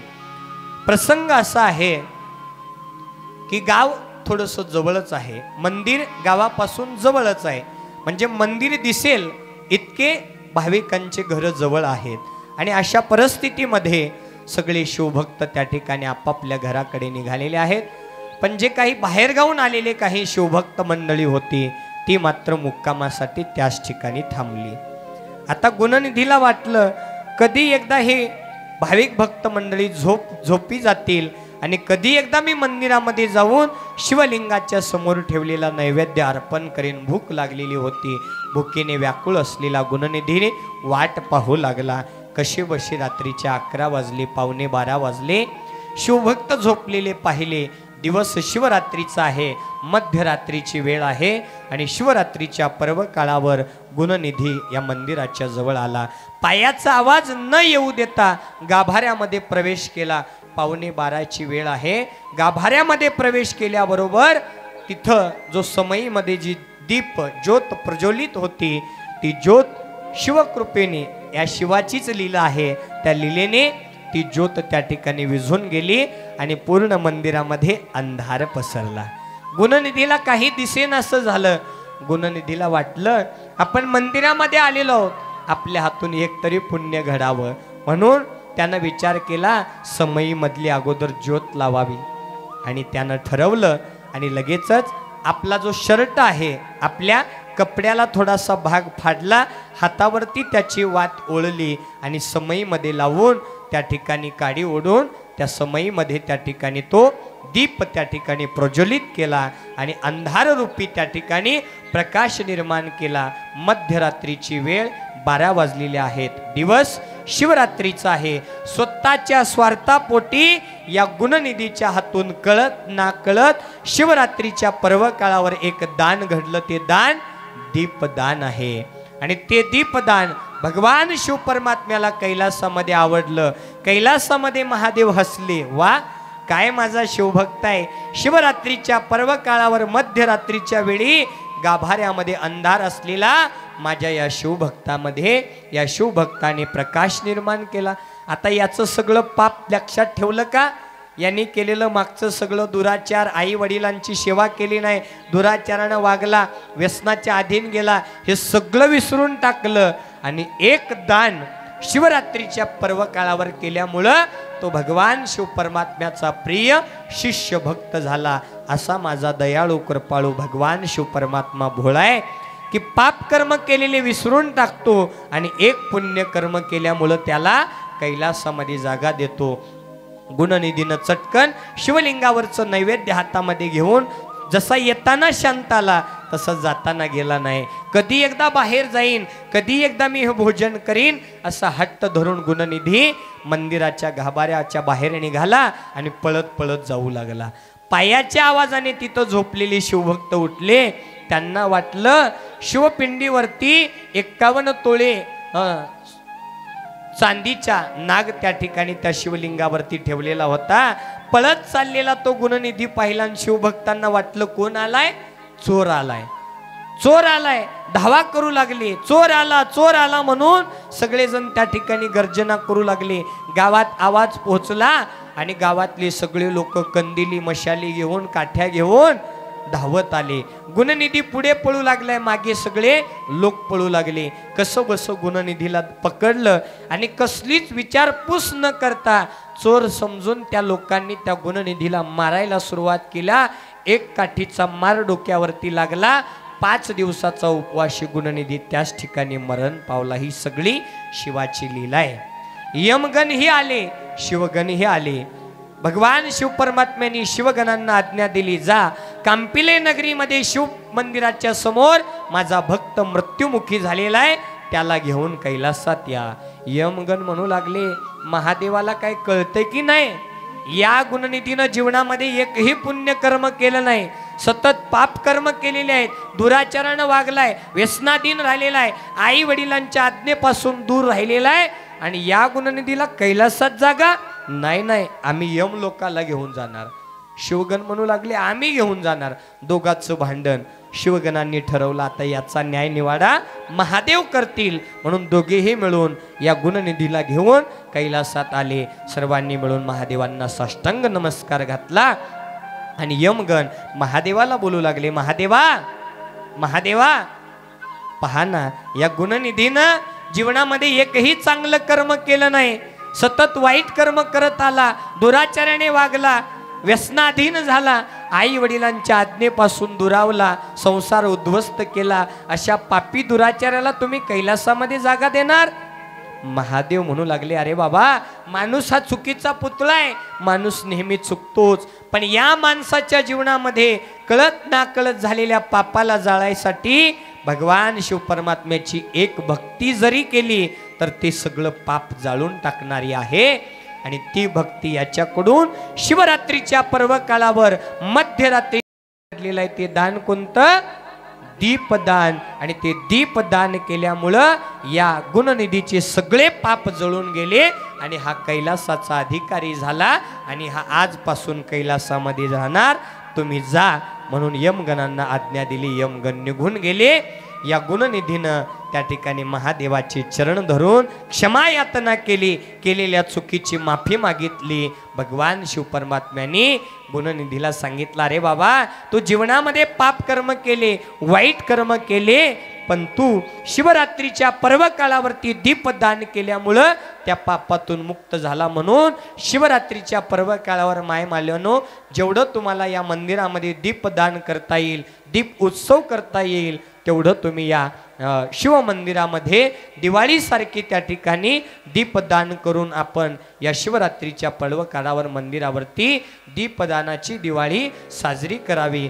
गुणनिधीला त्या ठिकाणी आशीर्वाद देऊन गुणनिधीचा उद्धार केला आणि गुणनिधीला त्या ठिकाणी तिन्ही लोकांमध्ये त्याची कीर्ती गाजावी असा आशीर्वाद दिला. आणि तो आशीर्वाद साधा सुद्धा नव्हता, तर तो आशीर्वाद या गुणनिधीला कुबेराची प्राप्ती करून दिली. कुबेर म्हणजे कोण? धनाचा राजा, धनाचा देव, ज्याच्याकडे कसलंच धन कमी नाही, तशा त्या धनाचा अधिपती म्हणून या गुणनिधीचा उद्धार केला. दीपदानाने या गुणनिधीला भगवान शिव परमात्म्याने कुबेराची प्राप्ती करून दिली. ते पुण्य कशामुळे प्राप्त झालं? तर ते दीपदानामुळे झाले. हो दीप सरसाविता केला तो कुबेर, दीप सरसाविता केला तो कुबेर. दीप सरसाविता केला तो कुबेर, दीप सरसाविता केला तो कुबेर. हो दीप सरसाविता केला तो कुबेर, दीप सरसाविता केला तो कुबेर. सरसाविता केला तो कुबेर, दीप सरसाविता केला तो कुबेर. हो ती दुराचारी प्राणी होता, अति दुराचारी प्राणी होता होता होता होता.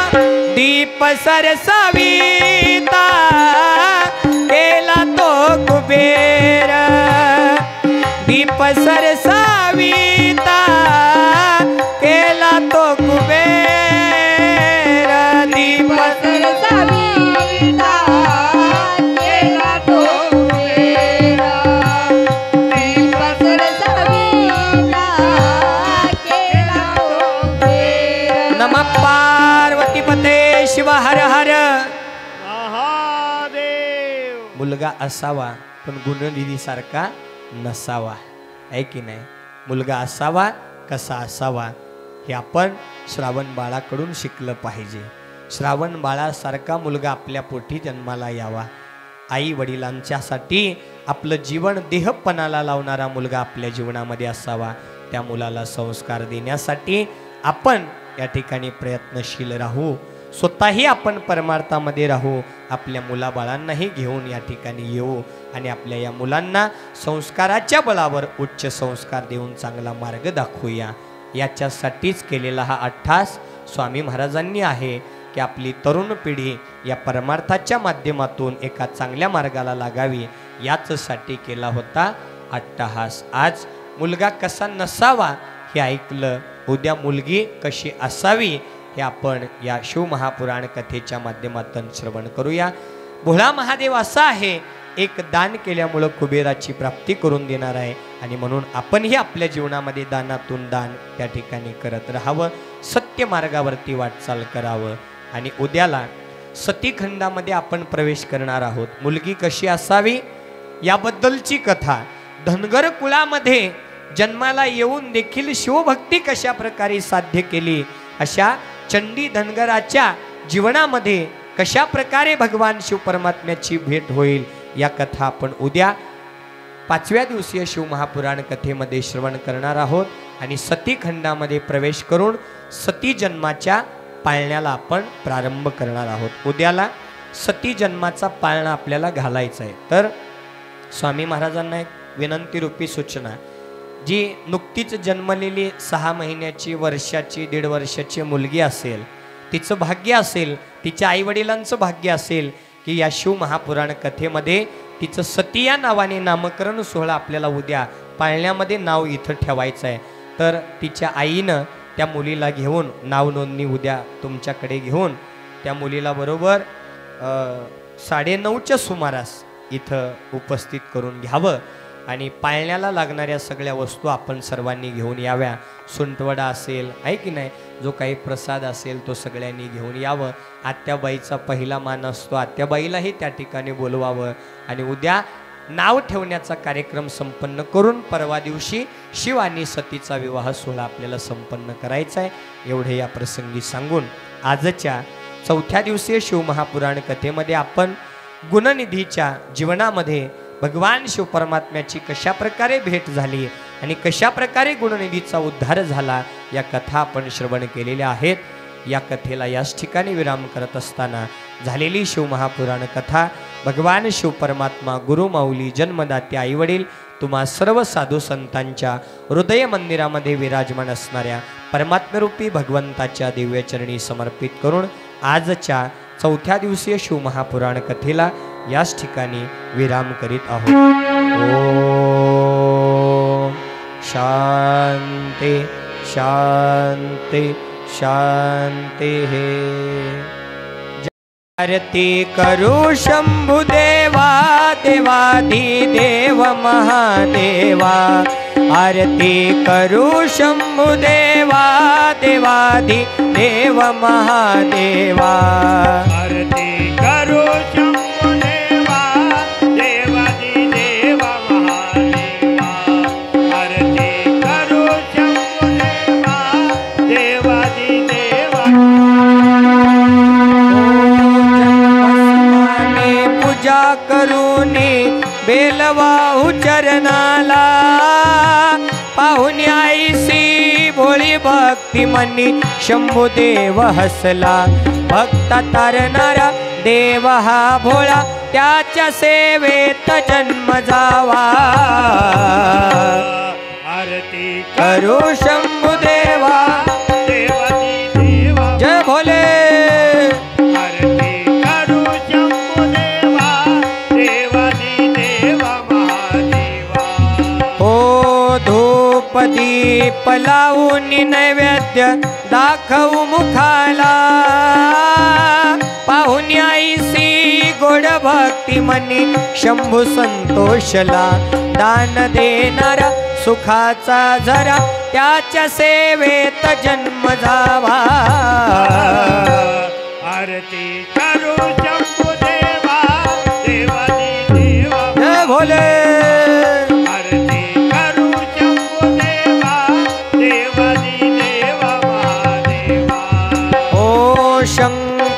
डमरू टाळ मृदंग वाजवू आरतीला भोळ्या भक्तीने भोळ्या मनाने जाऊ शरणाला शंख डमरू टाळ मृदंग वाजवू आरतीला भोळ्या भक्तीने भोळ्या मनाने जाऊ शरणाला कुमार गाई हाक देवा मारे कुमार गाई हाक देवा मारे त्याच्या सेवेत जन्म जावा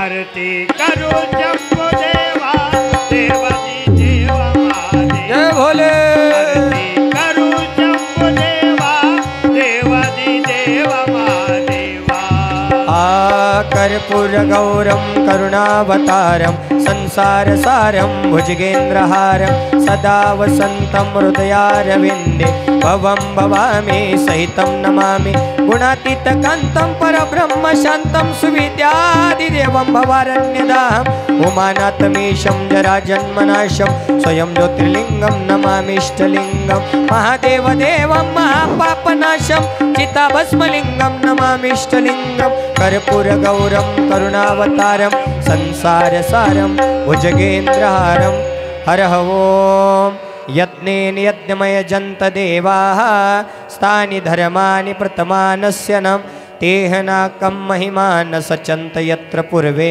साध्या सन्ति देवाः ओम गुरुदेवो महादेवो गुरुदेवो सदाशिव गुरुदेवात् परं नास्ति तस्मै श्री गुरवे नमः इति मंत्रपुष्पांजलि समर्पयामि जय मंगलम जय नमः पार्वतीपते शिव हर हर शिव महापुराण भगवान की